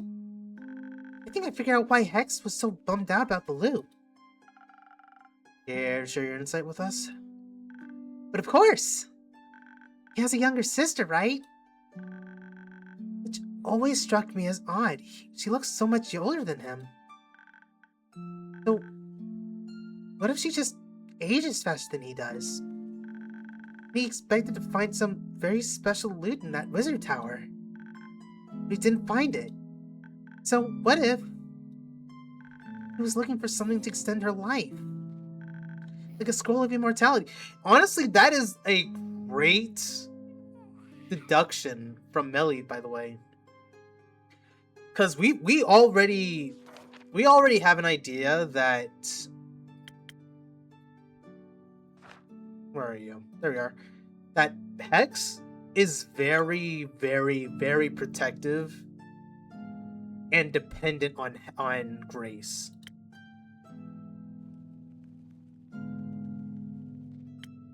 So like, it's one of those things where like, because he's afraid of losing her, he is doing everything in his power to make it so that they can't be apart. Also, I just realized there is one person missing. I am curious if that person might actually be the person who wrote that letter.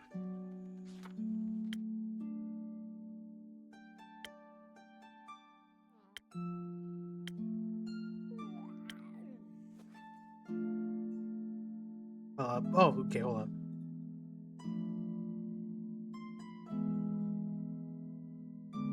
Last day of the astral moon.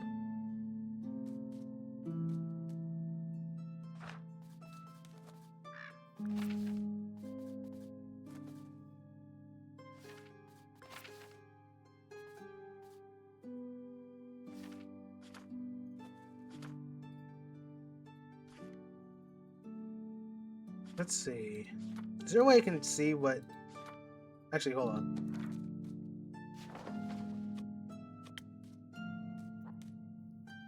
Damn, I can't see. Oh well. Like a scroll of immortality. What foolish idea. Hey, Not you. Even if it's tempting, those are powers that no one should interfere with. I agree. What if she turns into a zombie? I've had enough of them. Lee. We should tell him when we see him again. Or maybe we should tell Carolyn when she returns. She seemed to be experienced in dealing with the dead and dead. Think it'll be a long time before she gets back? I don't know. Could be very soon, but it could also take a few more days. Had a long day. Aren't you tired, Millie? No! I'm not tired. At all. Let's wait for a little bit longer. Maybe she'll show up and Fable with her. Sounds good.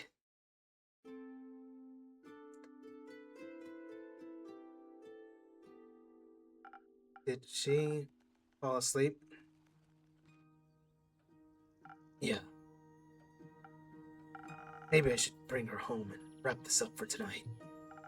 That's a good idea. Should get some rest as well. I'll let you know if I hear anything about Carolyn or Fable. Alright. There's not much for me to do otherwise. Except care for Millie. She needs you. Yeah. I think you're right. You might be right. Good night, Dave. You know, forget about it. See ya.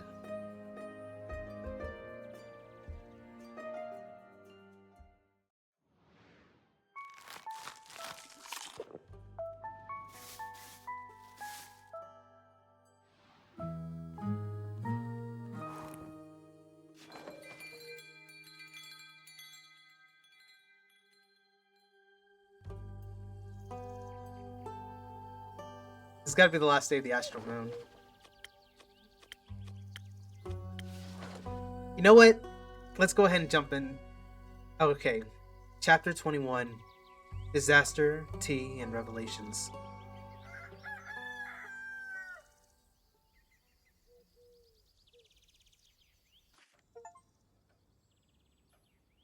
Oh, it has been a minute for you guys. Shit, I don't remember what I did, how I did your voice, buddy. I know yours was like effectively like a weird off-brand Shadowheart. Alright, be right back. Gotta do something real quick.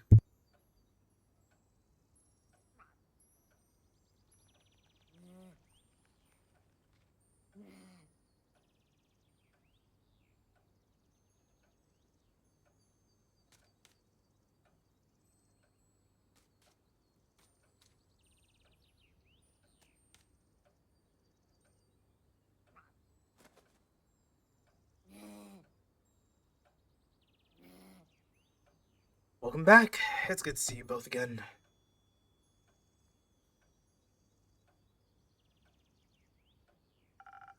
Hold your enthusiasm, innkeeper. You bring tales of disaster. I don't mind a little disaster in my tales. After all, you tell them so well. She really does. As do you, Clay. Thank you. Hope my stories are as good as your drinks. There to me. Speaking of which, can I offer you a drink in exchange for a little insight into your disasters? That'd be great. Something that feels strong and magic-y, right? You remembered. Yes, that one, please. Right on up.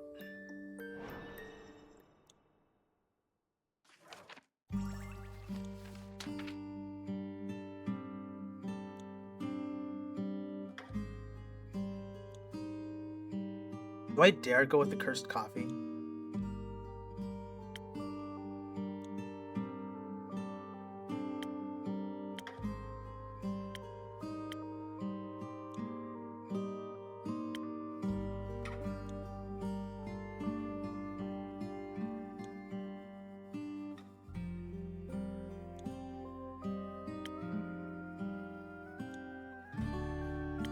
You know what? We'll go with Sailor's Courage still.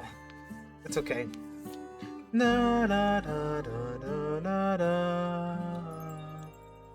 Da da da da da da.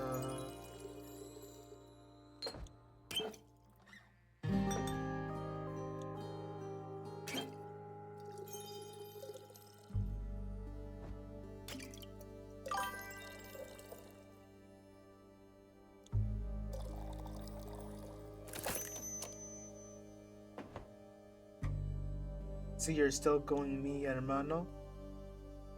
Eh, well, it hasn't been 2 hours yet. Granted, I am starting to get... This will definitely be the last day or chapter we're going through for the day.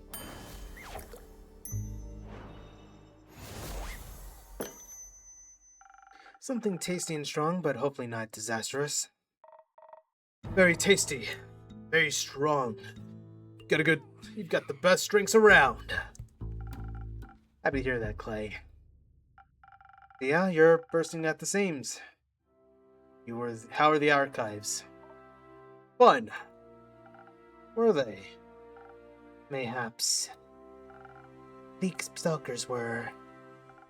Bleak? Cute. Cute? Very. They told us where to find the entrance to the archives. But when we got there, we found it was surrounded by bleak stalkers. They were quite numerous. And so, shaped. I decided to ask them if they could let us through. I thought he might need some help with that. So I called on your honey flowers, and I extended my divine light to them. So it made him glow softly, and they all flocked to him like moths to a gentle flame. Did you know that they have velvet wings that they can fold into their bodies? I didn't. That's fascinating. They're so cuddly. They showed all their crawling skills in exchange for carrots. I asked them if they'd like to be on our tour guides, and they were so excited. They'd never been tour guides before, and at first they thought it'd involve eating people. I might have acted a bit standoffish when trying to correct their misconception. Clay was able to convey the message much better.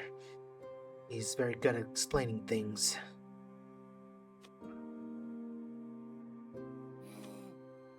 No, I don't want to talk him down. I actually think he really understands people. That helps him meet them where they're at. I try to.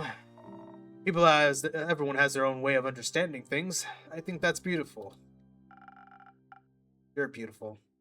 Like not just like appearance, but also like just in general. That thought process is actually very beautiful. I like that. I envy your empathetic approach to life, Clay. Hey, is that a blush I see? Ha ha ha. Thank you. But you've got your own strengths. Like how you're a master of strategy, or how you're so good at making people feel safe. I can definitely see that, actually. Suppose we make a great team. Best, I might say. We make a great team with the Bleak Stalkers, too. They led us right into the archives, which were huge. The large parts of the Everbloom had collapsed, but even the explorable sections were unbelievably spacious. We had no time for a proper tour, unfortunately. I still love her design. It is a great look to show how you can make a very elegant looking character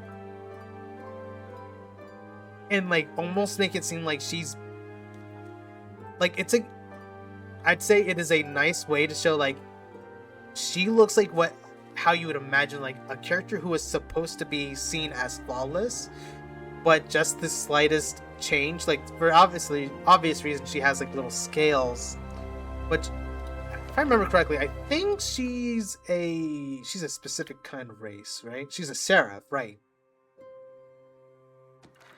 So it's like almost like it shows like she has like little flaws despite almost seeming perfect. Or at least the idea of what perfect is. We have no time for a proper tour, unfortunately. We had to make it back in time for the barbecue, after all. That meant we had to be efficient during our search. Though we did take a break to admire the artist hall the creatures excitedly led us to. We found abandoned pottery equipment. that distract us a little too much. Using more time than that was perhaps appropriate. We molded tiny versions of the little critters as a gift to them. They loved them. Afterwards, we split up to cover more ground. Each of us were guided by a group of bleak stalkers. A dangerous choice. That's when the monsters get you. That's when the monsters get you. That's what Clay said, so I enchanted the friendship bracelets. Oh yeah, they're wearing friendship bracelets. Look. Way they would always sense in the direction that the other person was located. So neither of us would get lost. It was so smart. It was very useful. I see you kept yours on. Did. They really helped with navigating around the archives too. It's a beautiful place, you know. I mean, everything's overgrown with vines or withered or full of termites, but we could still tell how much care had gone into building it. Some of the tree branches still had leaves on them. And I saw a couple of stubborn lotus daisies trying to break through around the rocks. I taught the bleak stalkers how to water them. They loved drinking out of the watering can. But they also enjoyed sharing their water with the lotus daisies. Hopefully they'll grow stronger again soon. What a shame all the effort that went into building the archives was for nothing. But it wasn't. It meant something to someone else. Someone once. And I can still feel the love in it, even during our visit. Maybe it'll even bloom again. It's called the Everbloom, right? Like forever. I wonder who named it. We should go back sometime and see if we can find any information about the archivist. I bet they knew some great drinking games. Perhaps we should honor their contributions by studying the knowledge they left behind. Why not both? They should be people first, symbols second. Oh, yes. I guess both would work too. Good idea, Clay. What else did you find in the archives, besides friends and the beauty and horrors of time, I mean? I got a little distracted when I asked our new friends to point me towards the cooking section. It was so vast. I found so many new bread recipes I can't wait to try out. I also found something for you. For me? Yes, a recipe from the Book of Mixology. First, I thought about taking the whole thing along, but it was a giant tome and the bleak stalkers were still so attached to it. So I ripped out the page that looked the most interesting. We thought it would fit your repertoire. I think it does. Ooh, Last Whisper. There we go!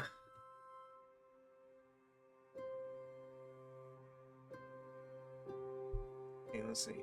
Boosts your strength, speed, and has a tough, if somewhat bitter aftertaste that will awaken your senses. Sometimes all you need is the right balance between elegance and brute force. And the correct translation of an ancient recipe. That is fucking cool. I think it does. Thank you very much.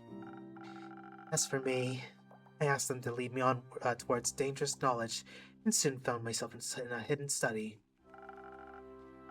The bleak stalkers didn't want to go inside, like they were scared of its contents.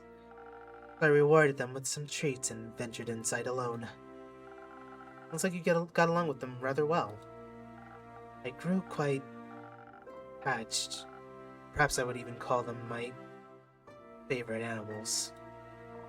That means we solved your favorite animal quest. We did.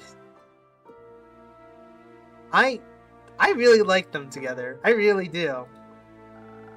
They almost made me want to stay and waste more time. Isn't that strange? Not in the slightest. Time well spent is time never wasted. Perhaps you're right. Anyhow, the study. It was a complete mess. full of scriptures, scrolls, and written ramblings that would be forbidden these days. A little exciting and worrying. The papers I was able to translate spoke of the apocalypse, the end of it all. There was research on the roots of the Aether Tree and how to unbind them, written with shaking hands and fading ink. Was this more the scholarly or mad scientist type of research? Hard to tell. The lines tend to blur with blasphemy. Do you know a lot about the Aether Tree? Because Tia gave me a whole presentation about it. I wouldn't mind a refresher. Giant tree. Good start. A world tree.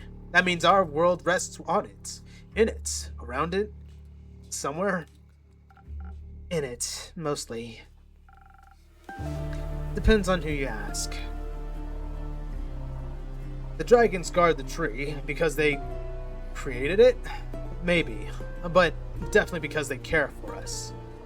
And since we live in it, it should keep existing as it does now. Because no one wants their house to crumble. A lot of people would get hurt if something happened to everyone's home. Oh. That's true, but luckily for us, damaging the Aether Tree is impossible. It's larger than we can ever imagine. To us, it's really more of a concept than a tree. The dragons defend it, despite their oath of neutrality, they're no easy foes. There is one way. The sigils of Alcast. The what now? The sigils of Alcast. They're the key to destroying the Aether Tree. According to the scroll I studied under the archives candlelight. Are they some kind of spell? More of a manual of the self-fulfilling prophecy, a way of breaking the cosmos in accordance with its own rules. For the tree to crumble, its foundation must be fractured. 5 sigils of Alcast represent the 5 dragons, each of which must be damaged to topple our world's balance. Only then can our cosmos reshape itself. The scrolls spoke of experiments for creating a sigil, unsuccessful experiments. That's reassuring. Not quite. They were only unsuccessful back then. Next to the notes of the old, I found others, written on newer parchment with unfaded ink. Much of it was incomprehensible, written in languages I've never seen before. The various sketches of whales caught my eye, as did altered frostbite scrolls. It sounds unsettling familiar. I fear that the Starfall broke a sigil. By ripping holes in the Cassiopeia's wings, destabilized her flight. If she's damaged any further, time could be sent into disarray. Meanwhile, the tsunami, like I heard, didn't just plague the archives.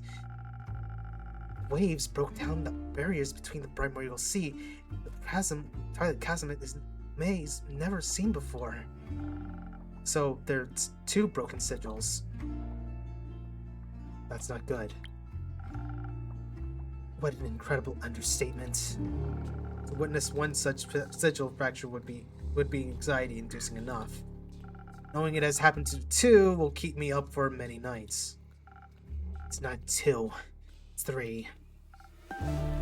3. Alongside the notes, I found an old map with fresh markings. All the names were dated, but the intention was clear. Marked were the 5 interplanar portals. 30 years ago, their sudden appearance tore fissures into Gaia. I believe they were the first sigil.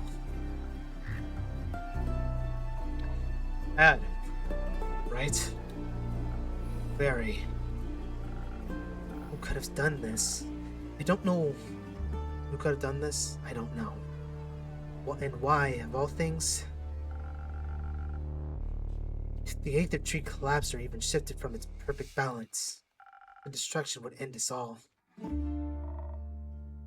Who would want that?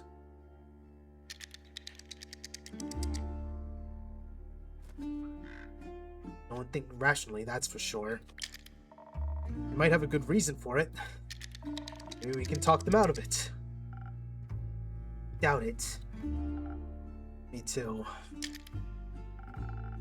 Whoever it may be that's causing this, they only have 2 sigils left. Would be quite bad, right?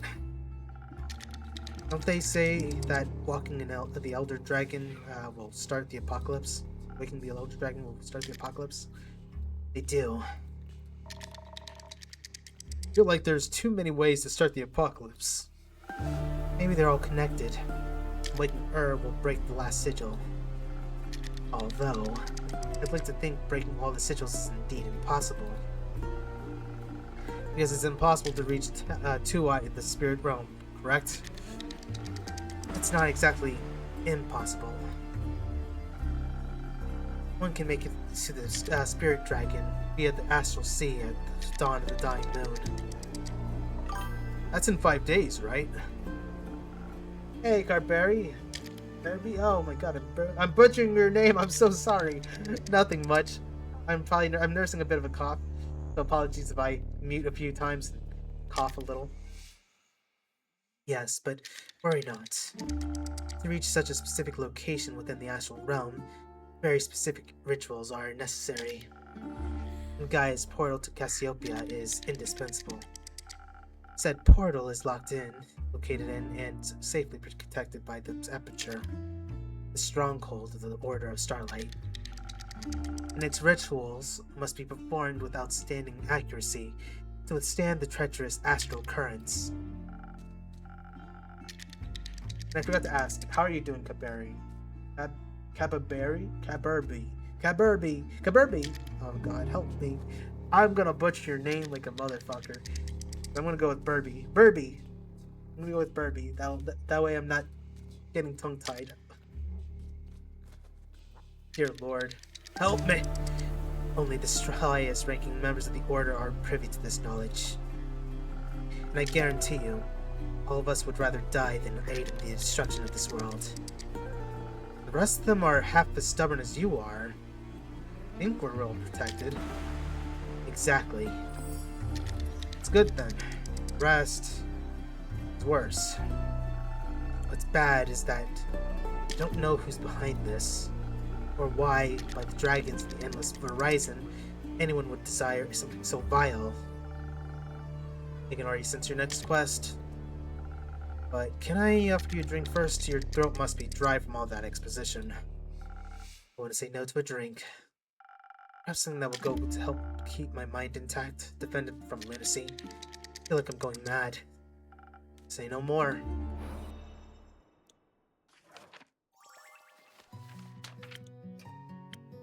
No.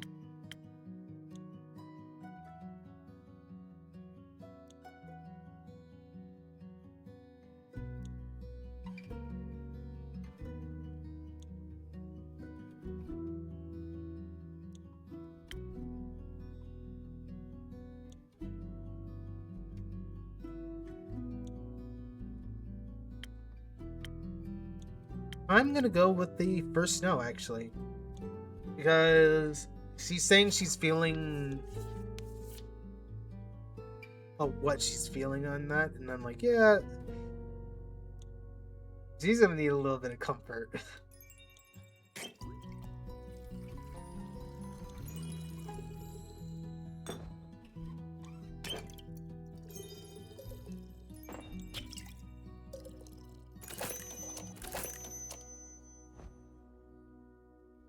First snow coming right on up.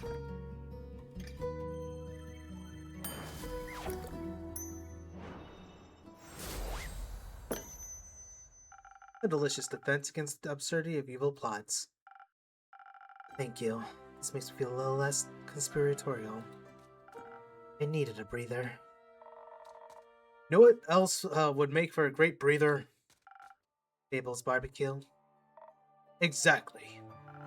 You're right. That would be quite pleasant right now. Hate to be the bearer of bad news, but I don't think that barbecue is happening today. Abel hasn't returned from their quest yet. Oh. What quest are they on? Finding Melina. Well, we just saw Melina on the way here.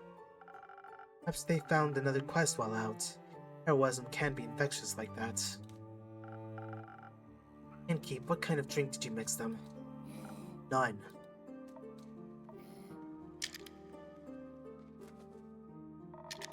Maybe we should go look for them. Maybe so.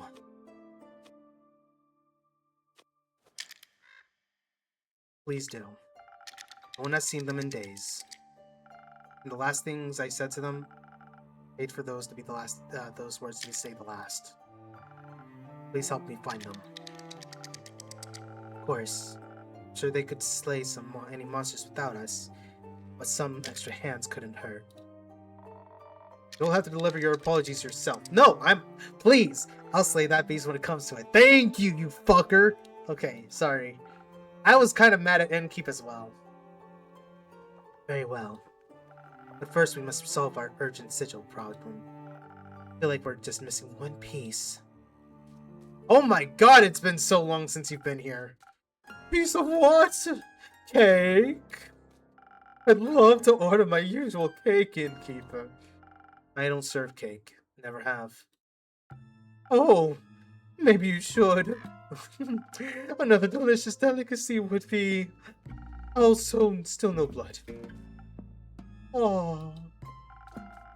The sorrow I'm feeling almost equals the grief I felt after this vampire glitter competition of 1389.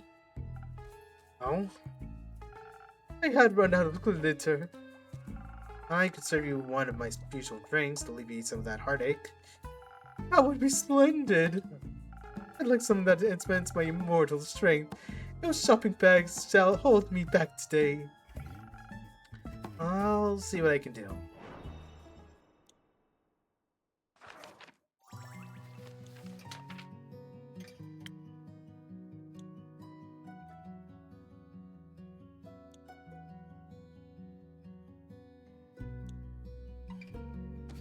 Fuck it. I'm very curious how this is gonna go.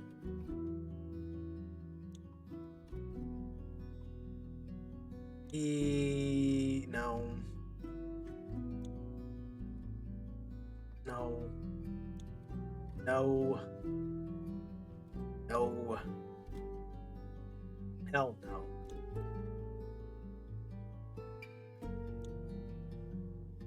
Oh, this works. They're here. Boom.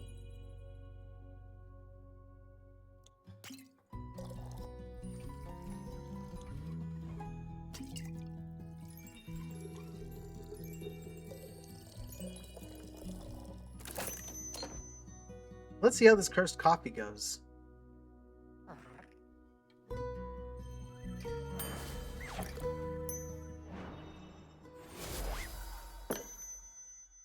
Here, with all the strength of a raging fire. Thank you, dear Innkeeper. My blood is boiling with euphoria. Any particular reason for your shopping trip? Oh, sorry, there was something in my throat. Any particular reason for your shopping trip? A very particular one, dear Innkeeper. It's a matter of life and death. Dude, it's been so long since I voiced Kyle. I actually don't know if I'm doing his voice right. I must head out to purchase this wondrous substance known as comfort food immediately. You know what the comfort food is? I haven't the slightest idea, but it is rumored to restore mortals back to full health. I'm afraid Rhea will perish should she not receive it. That sounds serious. Is she fallen ill? Fatal case of something she called being in the zone. I'm told it's highly dangerous.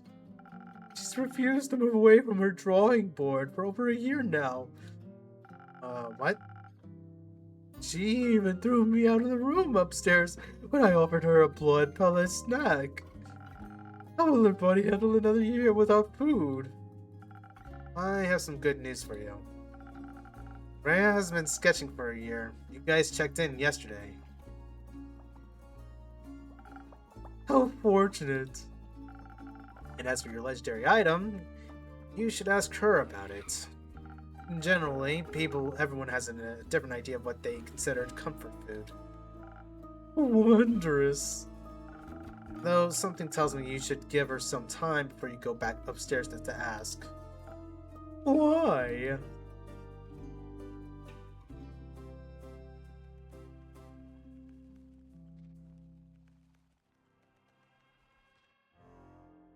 Her patience is on cooldown. I don't think Rhea is cold. Her room is very heated. If anything, I think she's a very warm person. Right. Though I suppose she seemed a bit cold when I offered her blood. Let's give her some time to warm up again. Very well. I shall remain for a while. And once I have acquired the correct comfort food, I will make sure my friend eats every last bite. Like a vampiric mother hen to her vampiric chick. Why do you keep giving... It's that smile. It's such a proud smile. It's the look, Mom. I did good. Show it to me. Show it to me, you cute little button. It's the... I did it, Mom! I didn't know there were vampire chickens. There aren't. Do you know that for certain? Yes. I could have sworn the ones of my family's estate had fangs. Chickens can't develop teeth. And here I had thought we were comrades in blood hunger. Chickens are very fascinating all on their own. You know that they have very colorful dreams. Oh, it's nice. I once helped Wild Hen with her dream journal. I'll introduce you two sometime. My favorite thing about chickens is that they purr when they're happy. What charming creatures! The more I learn, the more I remind me of vampires. God, it kills me having to do so much pitchiness for him. So simple and sweet and ferocious, yet their origin harbors one of the greatest mysteries of life. What came first, the chicken or the egg? The egg.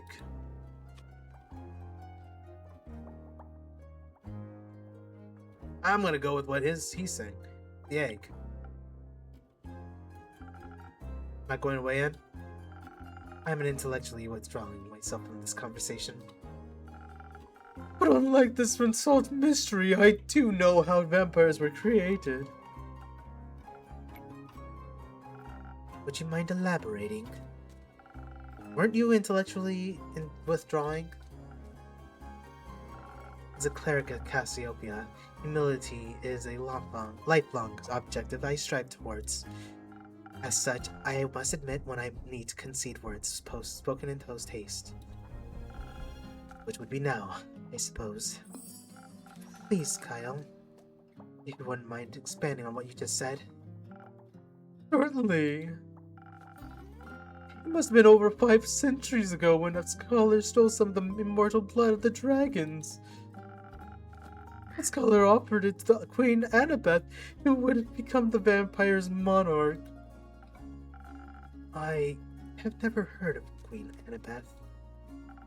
I think that was just the plot of a really challenging board game, Kyle. Oh, you're right! So then Mike was real after all? Mike? Yes, it's all coming back to me now. The first vampire that walked this world was the infamous Mikhail. But most of us called him Mike. And a very close connection to the spirit dragon in his domain. Eventually Mike struck a deal with Tuat. In exchange for guarding the dragon's realm, he would get to live forever. But that didn't work out, I guess. Old Mike didn't read the fine print. The spirit dragon turned out to be the trickster. I'm tripping over my words, man. So I turned him into a new form of undead creature, invulnerable to age and disease, but still weak to the blade. Blood was the only thing he could stomach to consume. And with time, even sunlight became intolerable. Mike was no longer welcome among the living, but the dead didn't want him either. And that's how the first vampire was created. Fascinating. There's so little known about the spirit dragon in this realm. Kyle, just how do you possess knowledge that's considered ancient by today's standards? What knowledge? The knowledge you just told us about. Ah, I stumbled upon it in a grimoire. I bought it the other day at the local bookstore. Nope, that was the vampire romance book Lynn recommended to you. Try again.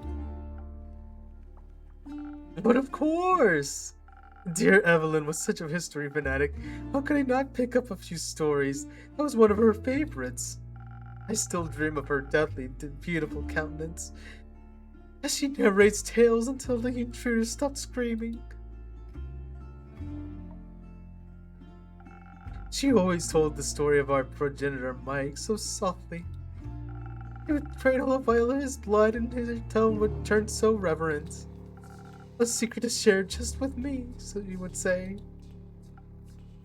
Uh-oh.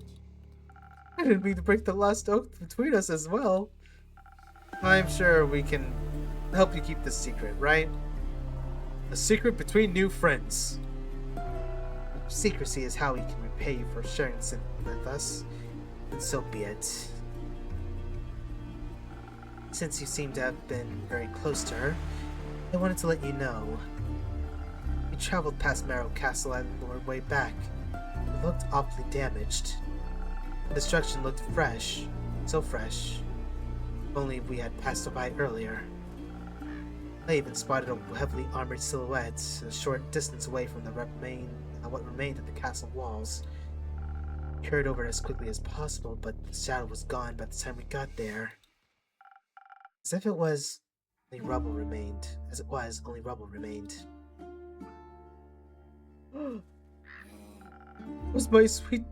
my dear Evelyn unharmed? We don't know. The castle looked abandoned, like a ruin. My Evelyn, what horrid fiend could have inflicted such damage? She must have fought back fiercely. May her opponents suffer twice the damage they inflicted upon her. But I wouldn't give to know her safe. I think I need to go ask Ray about her comfort food.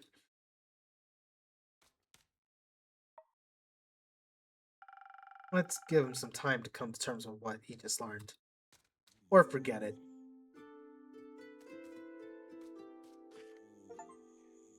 Unionize. Greetings, brave adventurers. Good morrows, Innkeeper. There seems to be a few more bones than usual with you, Scully. You observed correctly, my friend. They are wonderful parting gifts, aren't they? Sure are.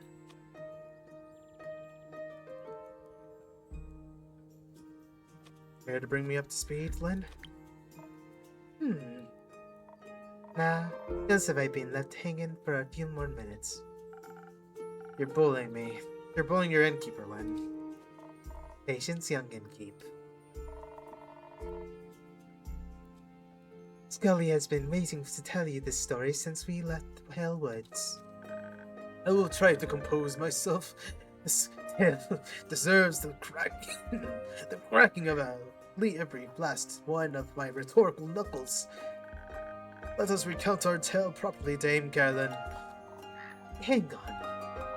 I think I could go for one of your drinks first. That can be arranged. Nothing to keep my strength up. I didn't get to flex my muscles too much during our quests. A good one might be net to a story. No pressure, then.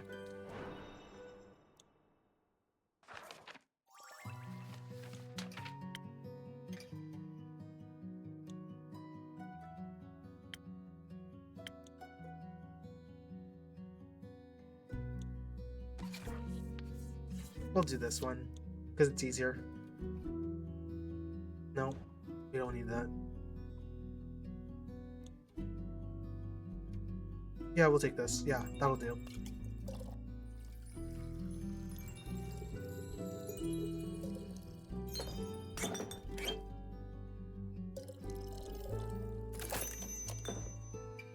One sailor's courage coming right on up.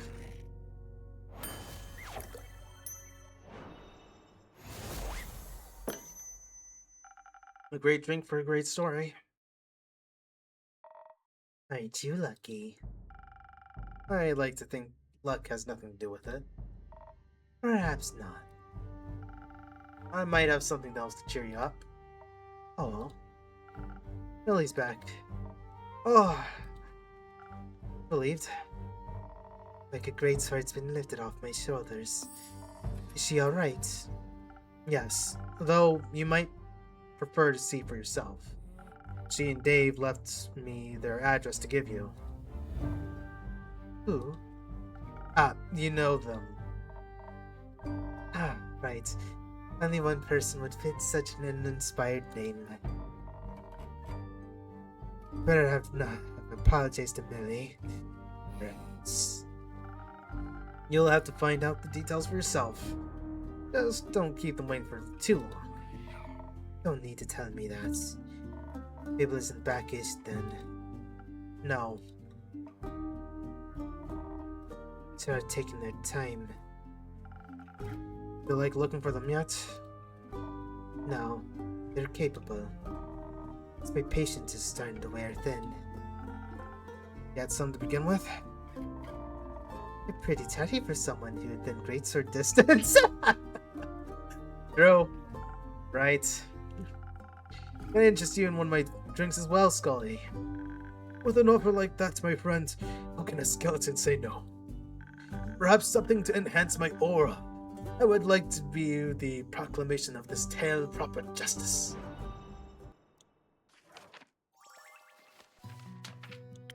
Hey, we need proper justice, eh?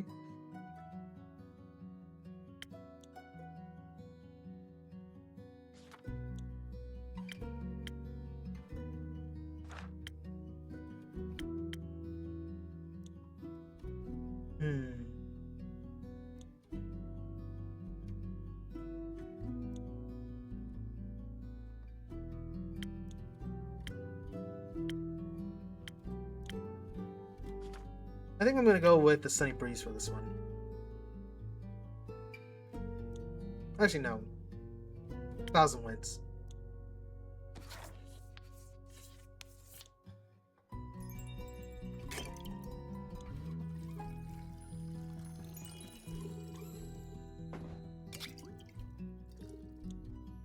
That was close.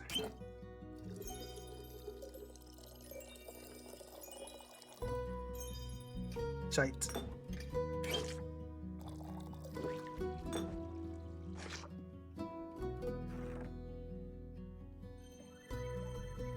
Thousand wins. Let's go. Please enjoy. Oh my. They say manners maketh man, but this drink alone has invigorated me plenty. I can almost feel this warmth of flesh on my bones again. A pleasure to be of service. Our quest was confusing. Inspiring. My favorite flavor of quest. Not enough fighting, in my opinion. Like my muscles was wasting away on the way to the back there. But the most important muscle of all received a superb workout. Brain. Metaphorically for me, of course. I've been wondering about that late, actually. No. We're not even going to even get started on that topic. You have to agree, my friend. Let's not get distracted. Though I would be delighted to share my theories with you, Innkeeper. Let me know when you have an hour to spare, or 5. Now back to the task at hand. We started by making our way westward, though our progress was slow. Any complications? Yes, quite a bit. And before embarking on this journey, I was woefully ignorant of the plight of the sowing farmers. Less than ideal weather conditions. Flood that ruined a lot of crops. And now this pesky undead problem. I was stricken with the empathy for their struggle. The least we could have done was offer up our means of transportation for any soul looking for a better life further north. So we switched carriages. 3 times. The 3rd time we had gotten off, so we've gotten so far, of course. It took us a whole day just to get back on track. On foot. But once our hike was over, we did get to spend a wonderful afternoon with Dame Carolyn's cousin, Lady Danica. It was nice, I suppose. The cousin with the undead snail problem, right? Did you manage to liven up that garden for her? Sure did. Just had to set out some cabbage to lead them somewhere we wouldn't be damaging any crops, and With just one magnificent strike. Truly a sight to behold. it was just some undead snails known to have gotten so excited. To match the excitement, Lady Danica served us some positively delightful cups of tea. Better than any accompanying finger sandwiches were some new facts I had gleaned from serving the snails. Even lacking souls, they still displayed some pack of behavior. Acted nothing like real animals, of course, but somehow I have struck with the empathy for their plight. To unconsciously seek out a manner of instinctual action, despite the lack of anything to grant them a conscious objective. Is there any more transparent yearning for purpose than that? My apologies. It appears that what they say about old age is true. You can't help but philosophize. And you couldn't help but relate? In a way. One can't help but wonder whether any choice I've made is truly my own or just a post-mortem reflex of these old bones. Perhaps even my thirst for knowledge, And yet your enjoyment of it seems genuine. Truly, Innkeeper, you have a way with words. Just lots of experience. Though that may be, my worries seem rather foolish now. I count myself as quite fortuitous that, despite all that my memory lacks, I can delight in learning it all again. Does it really matter where such a urge comes from? Anyhow, my apologies, Dame Carolyn. I completely derailed our epic tale. Allow me to make up for it by continuing post-haste. We departed after that lovely cup of tea and finally headed for the Pale Woods. Lady Danica provided us with a cart and a trusty steed, a cow with the most lovely temperament.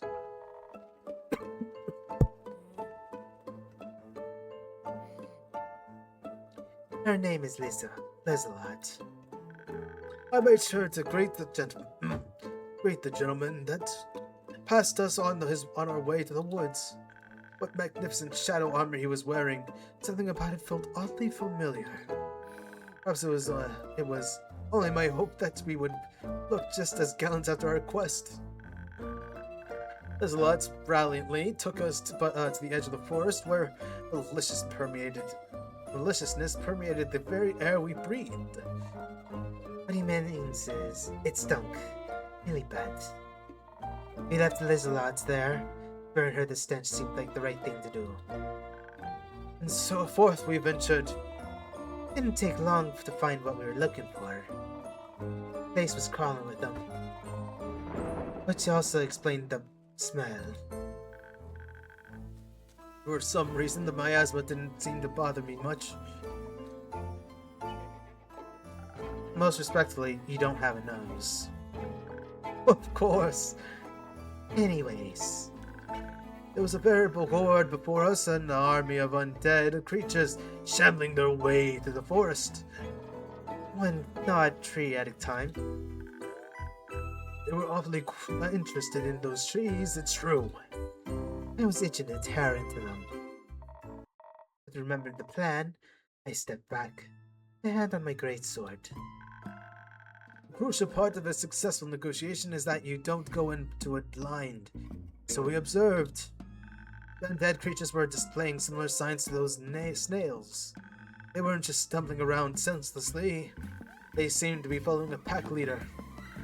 A representative that simplified things considerably. My first course of action was clear. I let Dame Carolyn know of my intentions. Seems reasonable enough. While I circled the group to get to the leader at the front, she remains hidden in the shadows of the thicket. I walked up to their leader, another skeleton, making sure I displayed an open and respectful disposition. I suppose they were not open and respectful in return. Nope. Before I could even react, the skeleton had been down on Scully's arm. Agony is what I would have said if I hadn't been protected by my frost armor and your excellent drink mixing skills.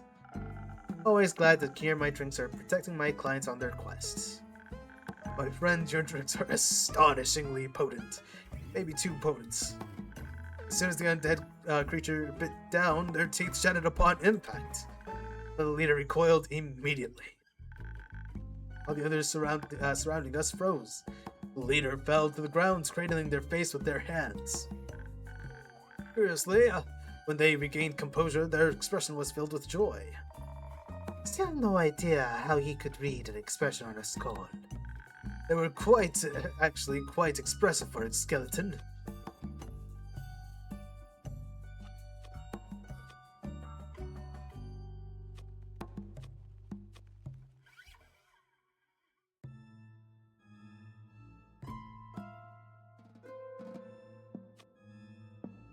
Skeletons definitely do have expressions.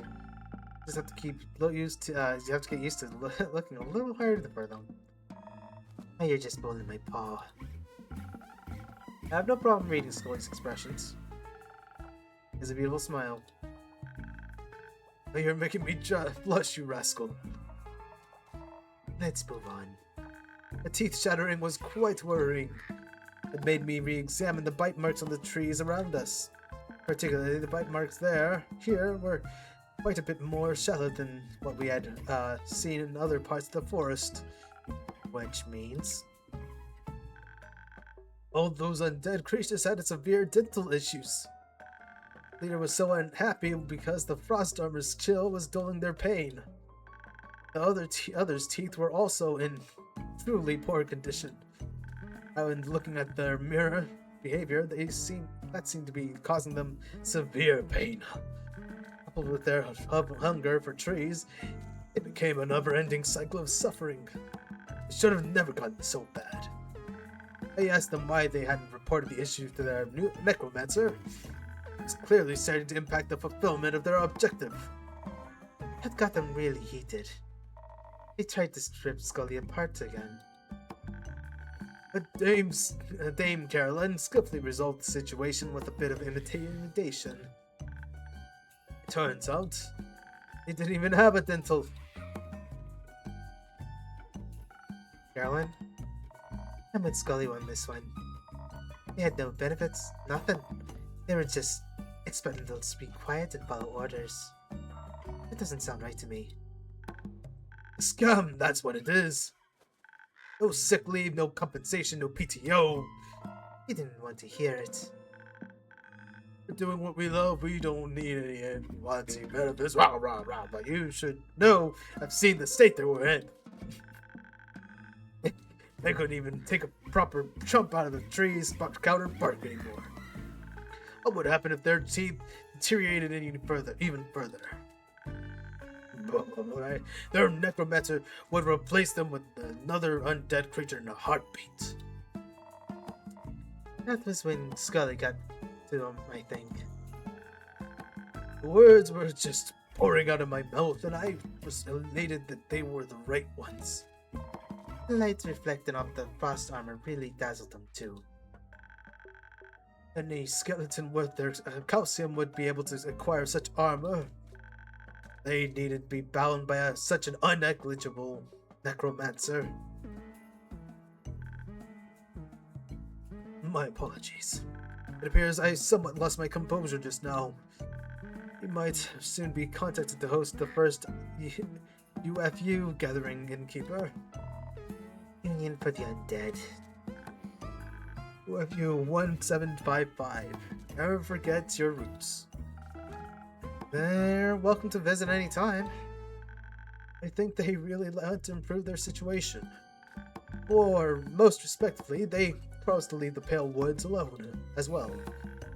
One of UFU's goals is to find a more suitable way to deal with their obsession eventually. They're heading for their necromancer now. There are a bunch of demands to settle. They graced us with with a great deal of parting gifts before he left. We got the Hallex that broke off of one of them just when they attacked Dame Carolyn. Their leader gave me the teeth we couldn't put back into their skull. Oh, and this eyeball. I'm overjoyed we managed to resolve our quest in a peaceful manner. Can't deny your resolution was pretty effective.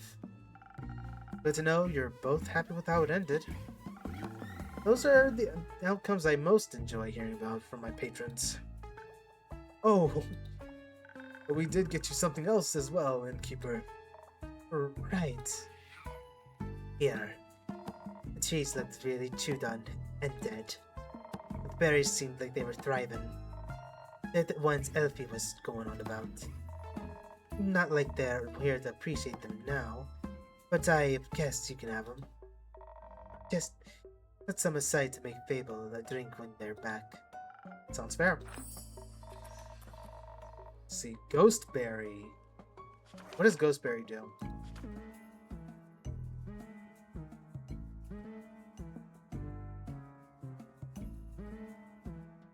Alright. Also, while I was plucking the berries, the spirits of the trees gave us a little keepsake. Because they were so glad we stopped all of that gnawing. Sadly, I don't have any more storage space left in my hut.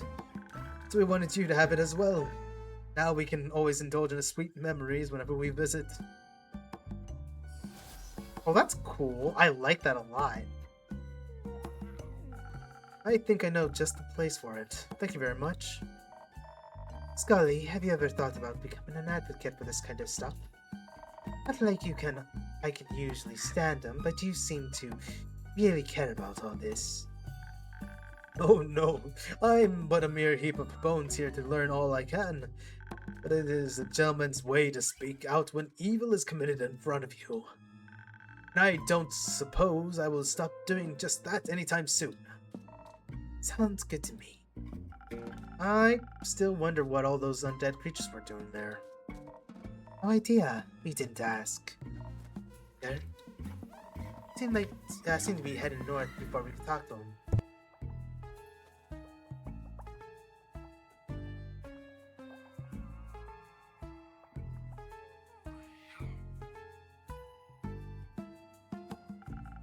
Maybe they were searching for more trees? The Pale Wood is one of the largest forests in Fisoa. I don't see a reason for them to leave the area before it was barren. Unless they were ordered to. Don't they typically come with a necromancer attack? You don't suppose that gentleman we encountered outside the woods could have been that very necromancer? I don't think farmers wear armor like you described. Oh, if I had known what a dastardly negligent necromancer they were, I would have never have offered that greeting. Just realized they could have been where they could have been heading. It's true that there aren't many woods around here that compared to the Pale Wood, but that giant root at the capital must look pretty good to some tree-obsessed undeads. There might be some tons more headed there even now. Indeed. Just to clarify, you believe hordes of undead creatures are marching towards the capital? Well, it looks towards the roots would be my guess. I see. They're heading towards the thinnest, not the divine roots, as if to... Well, they ate the tree. Precisely. Not that such an action alone could destroy the whole thing, but it would certainly do some damage. What in the are you talking about? As I just stated, someone is trying to destroy the Aether Tree. The Starfell, the Primordial Flood, even the interplanar portals, it's all part of a bigger plot. Was that not clear? No. Oh my. It's awful. Insane, if true. Is it working? Fortunately so. Or do you see stars in the night sky? I mean, there's one. There used to be more. And we don't know who's behind it either. Well, Carolyn, Mr. Scully, the gentle person you greeted outside of the woods, you thought he might be a necromancer? He certainly... Oh my goodness, I was dipping into both their voices. He certainly bore the armor of one. Did he seem like he wanted to kill everyone? Not particularly. Though it could be hard to tell sometimes. Politeness and the desire for homicide aren't necessarily mutually exclusive. Necromancers resurrect dead things to make undead creatures. Indeed they do. So, Scully, you were resurrected, right? Do you remember anything about it? Well, I admit at first I recall very little from the start of my new life. I mostly stumbled about trying to remember my manners, but my memories, or rather the memories of my body, which I suppose are also my memories, have been getting clearer lately. Let me try to focus my thoughts. I believe I awakened in the archives in the Everbloom. The Everbloom. Did you encounter any bleak stalkers? Why, I did indeed. They seemed very hungry for my bones.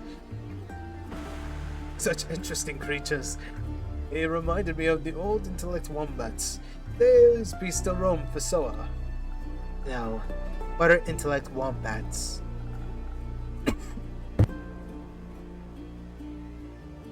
Sorry about that. Priorities to ya. Scully, who woke you up? Oh, gentleman of fine age. I believe he was there to do research.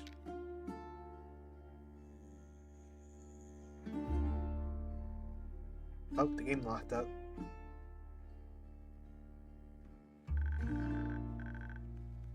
Oh, just in case. Okay. I remember candles held over notes scribbled on ink stains, and fingertips. He must have found me near my friend's study. I remember I was looking for her when, after I woke, I simply left. How rude and inquisitive of me. I should have asked what he was researching. I could have helped. Be glad you did not aid him. We found his notes. They spoke of the destruction of the universe. Did the guy from the woods remind you of the one in the archives? I'll let you mention it. I wasn't conscious enough to recognize faces when I rose, but I knew the armor looked familiar. I think I saw it when I first opened my eyes. Metaphorically, of course, I no longer have eyeballs. Or eyelids. Necromancer is behind all this? Is he trying to break the sigils just to get to what? The spirit dragon? And the realm of death? Sigils, are you perchance Speaking of the sigils of the Alakest, my friend was researching them once. I always thought them a wild figment of her imagination. Seems like they're not, unfortunately. Do necromancers usually want to destroy Tuat? No, but they do defy his laws of life and death. Perhaps he craves access to all the souls in the Spirit Dragon Guards, or he plans to destroy death once and for all with his perversions. Oh, boy, but my dears, to destroy Tuat, one must find him first. That in itself would be quite the impossible task. No? Not exactly. The Spirit Realm is well protected.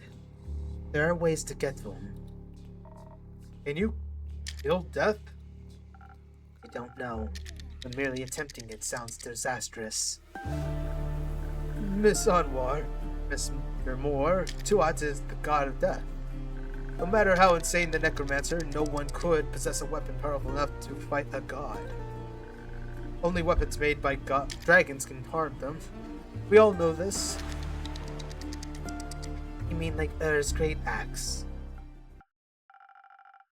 A weapon forged from for the dragons by the dragons, only meant only for their claws.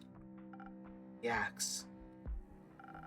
It could certainly cut through the barrier between the Astral Sea and the upper world, if not through Tuat himself. Would stealing an axe from a dragon count as a sigil?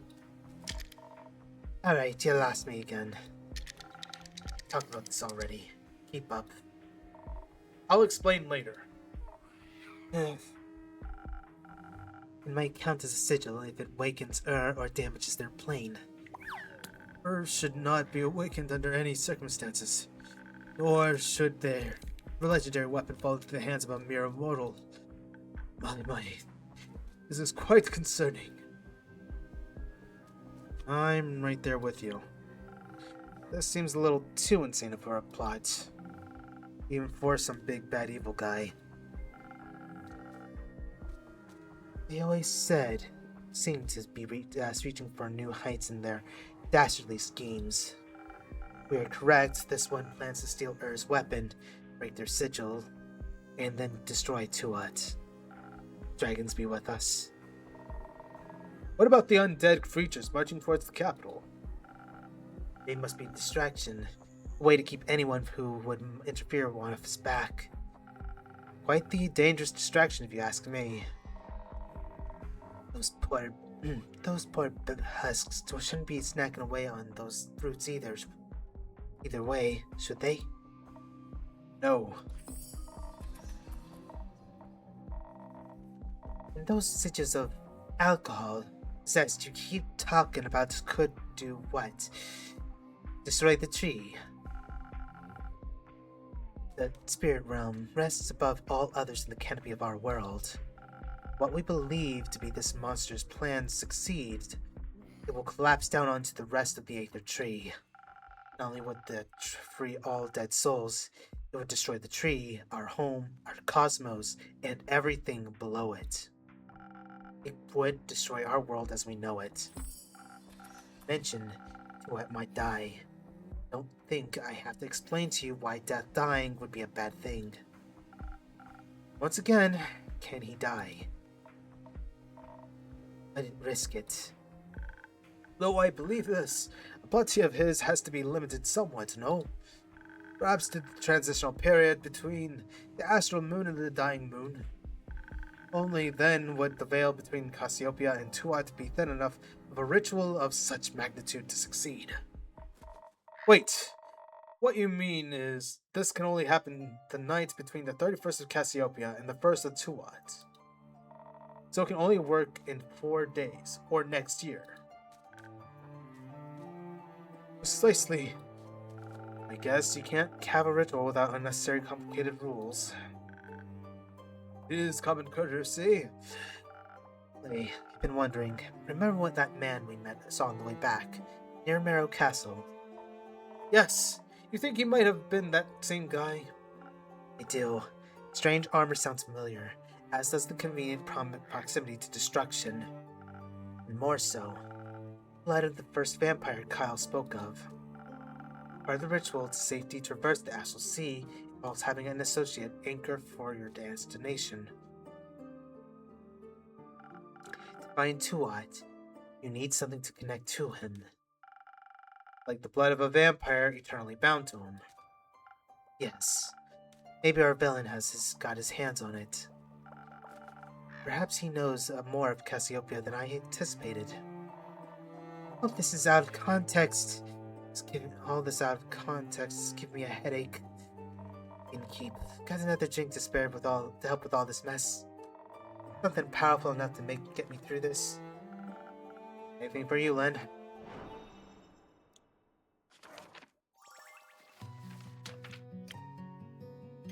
I'm going to go ahead and go with coffee.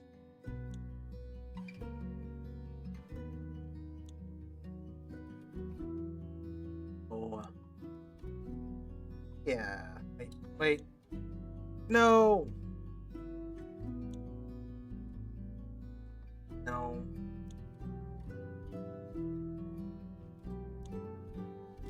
No. No. No. Yeah, that works.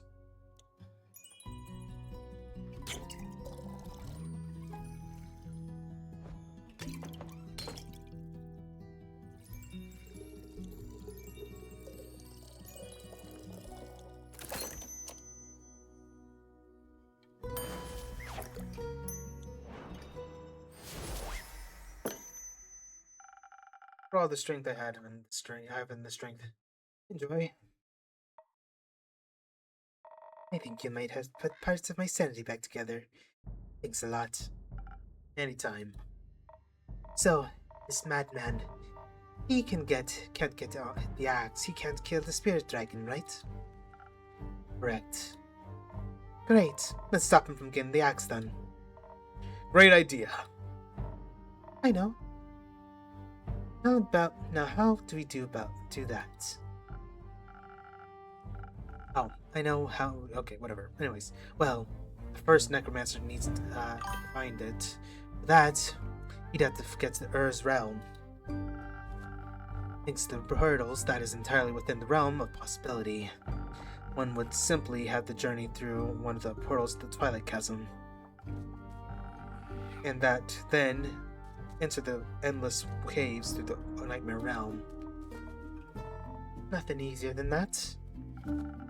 Didn't Melly see some weird new bone waymarkers near the Twilight Chasm portal in the Moon Swamps?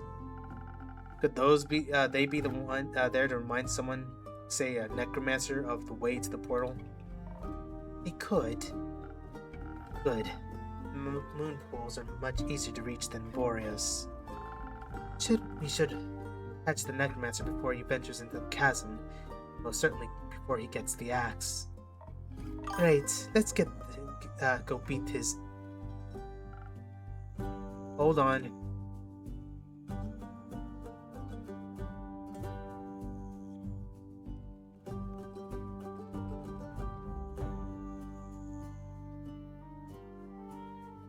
I don't like either of these answers.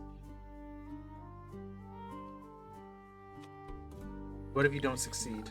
I have faith in you, but... Sounds powerful. How about a backup plan? Hate to say it, but you're not wrong. Okay, that feels better. Okay. Thanks for looking out for us. If we don't manage to stop him from getting the weapon, we'd stand no chance in a fight against him. Even your divine strikes would do me no match, Miss Anwar. That is true. We would need an incredibly powerful weapon to match his. Not sure if it's enough, but I do have this sword I got from my Baba. Let me see it. This is remarkable craftsmanship, used with a minor divine powers. Incredible. But I'm afraid even this cannot rival the great axe of any capacity. What if it was mixed with dragon fire? What? Do you happen to have such a thing on hand, young lad? No, but I know where we can find some. The ever-burning flame in the highlands and the dragon fire. The one you want to see, Tia. I think you now might be a good time for that. You're right. Dragonfire merged with the Caroline's blessed sword. It wouldn't be as powerful as the axe, but it might give us the fighting chance. We had a master craftsman to forge it, that is. Rhea. She's a blacksmith.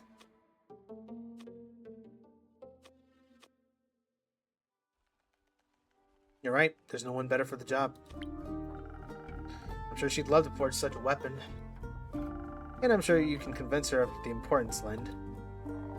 You got that right. Lead the blacksmith and recruit him to me.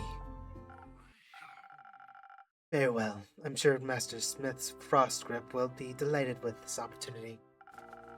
Having her on our side makes me even more confident that we can stop this necromancer's plans. I have the utmost faith in us, and I know the aperture and its astral portal are well protected, even if we should fail. Though I won't believe we will, because I know I'm strong enough to best this battle, and that Clay is as well. And the others too. Yes, the others too. I'll be honest, I'm not sure if the four of you will be enough. Don't worry, there's a lot of people we can ask for help. Like you. Like me? Ask away. I knew we could count on you. You collect everything we talked about, right? I try my best. Could you write us 2 quests for all of us? I think we should split our resources so we get the backup plan going at the same time. Good idea, young man. Plus, that'll give us an excuse to have your drinks help us. Not that you need an excuse, but I appreciate you following my rituals. I'll see what I can do. I should have something written up first thing in the morning. I trust in you, as you have trust in us.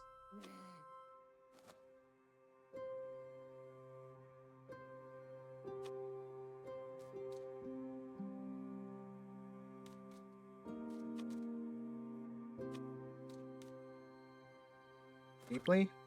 Yes. Deeply with the knowledge that together we are stronger. We'll see you in the morning then. Erlyn, come with us. We owe you a few explanations before we make you do any persuasion work for us.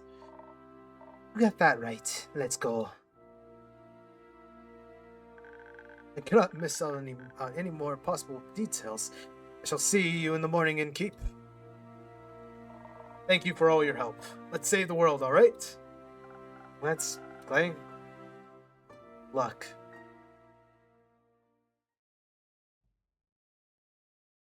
Damn, man. Holy crap.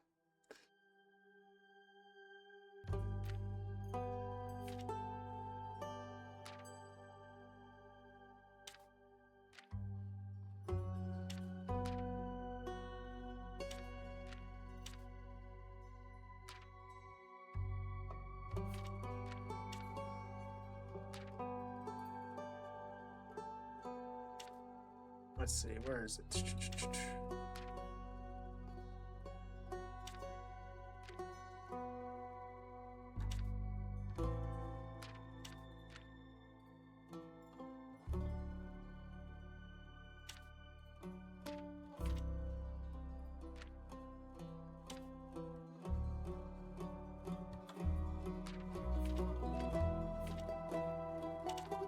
Oh, wrong?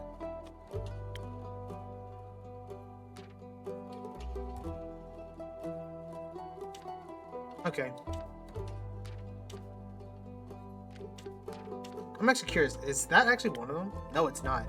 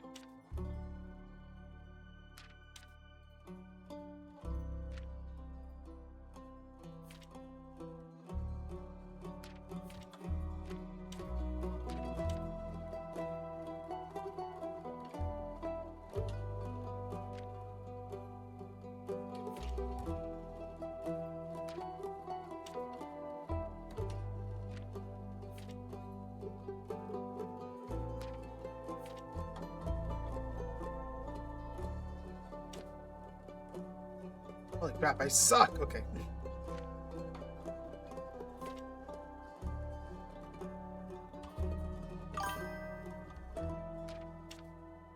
Okay, give me a second. Let me look at these.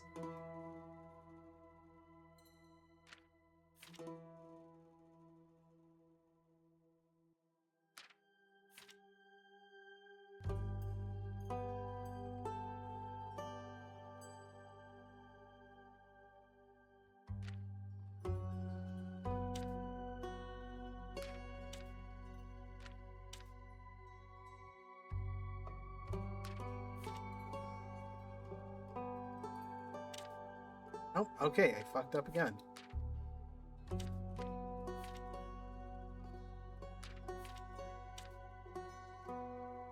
Wow, what in the world? Holy crap. Okay, give me a sec. Give me a second. Legends. Don't need that. No.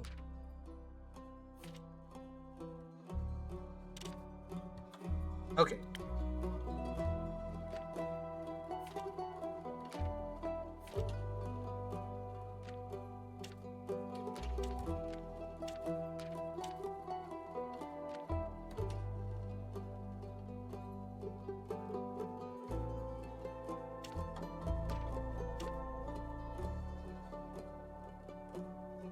I think I'm having myself a special moment. I'm trying to figure out what fits more together.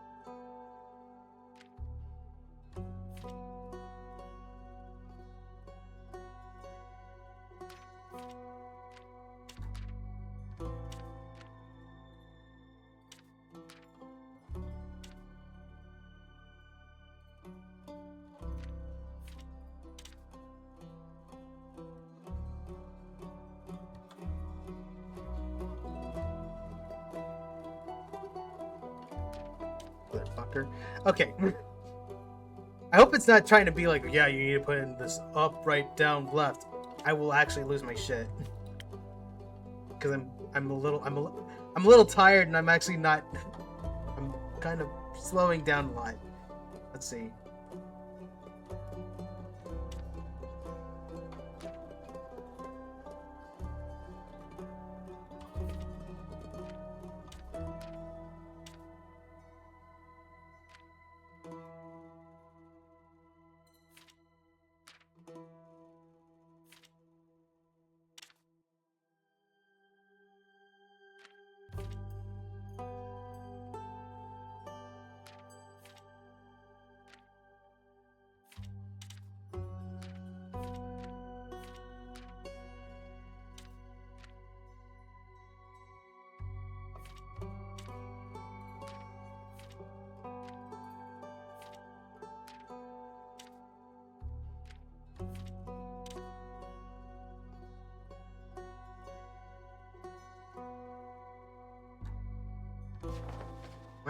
Am I being fucking stupid or something? I think I'm being stupid.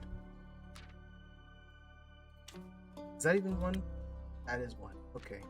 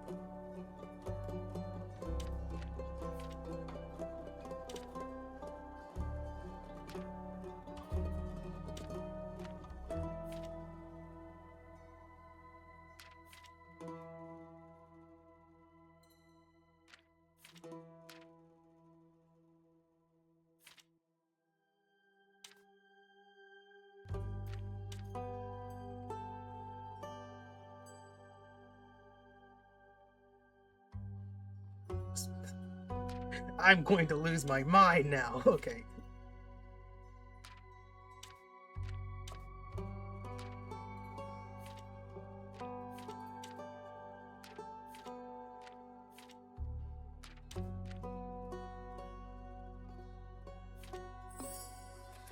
What?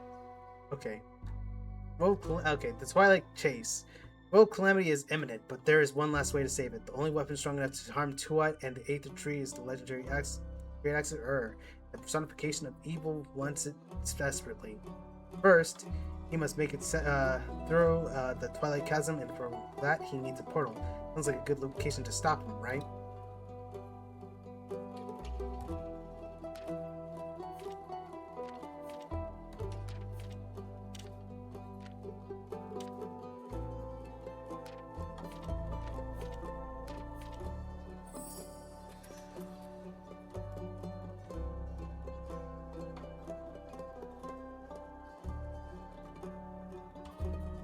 Alright, Heir of the Dragonfire. Only a weapon forged in Dragonfire could ever dream to hold up against the legendary Great Axe of Ur. Luckily, as a temple in the Great Highlands houses of the ever-burning flame, ancient gift from the dragons that'll come in handy right about now. About what better sword to reshape with this flame than another gift from the realm's keepers, an heirloom passed down to Carolyn with heroism, scorched into its very essence.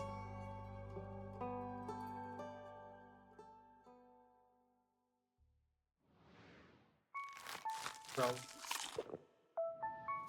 I know for those who are watching, there's like, that was fucking painful. Yeah, no, that was painful for me too. I'm tired, man.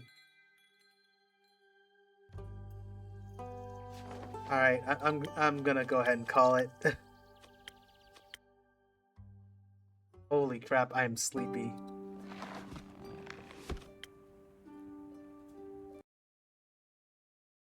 Alright, so thank you all so much for watching. I hope you all enjoyed yourselves. If you did, feel free to follow me here on Twitch.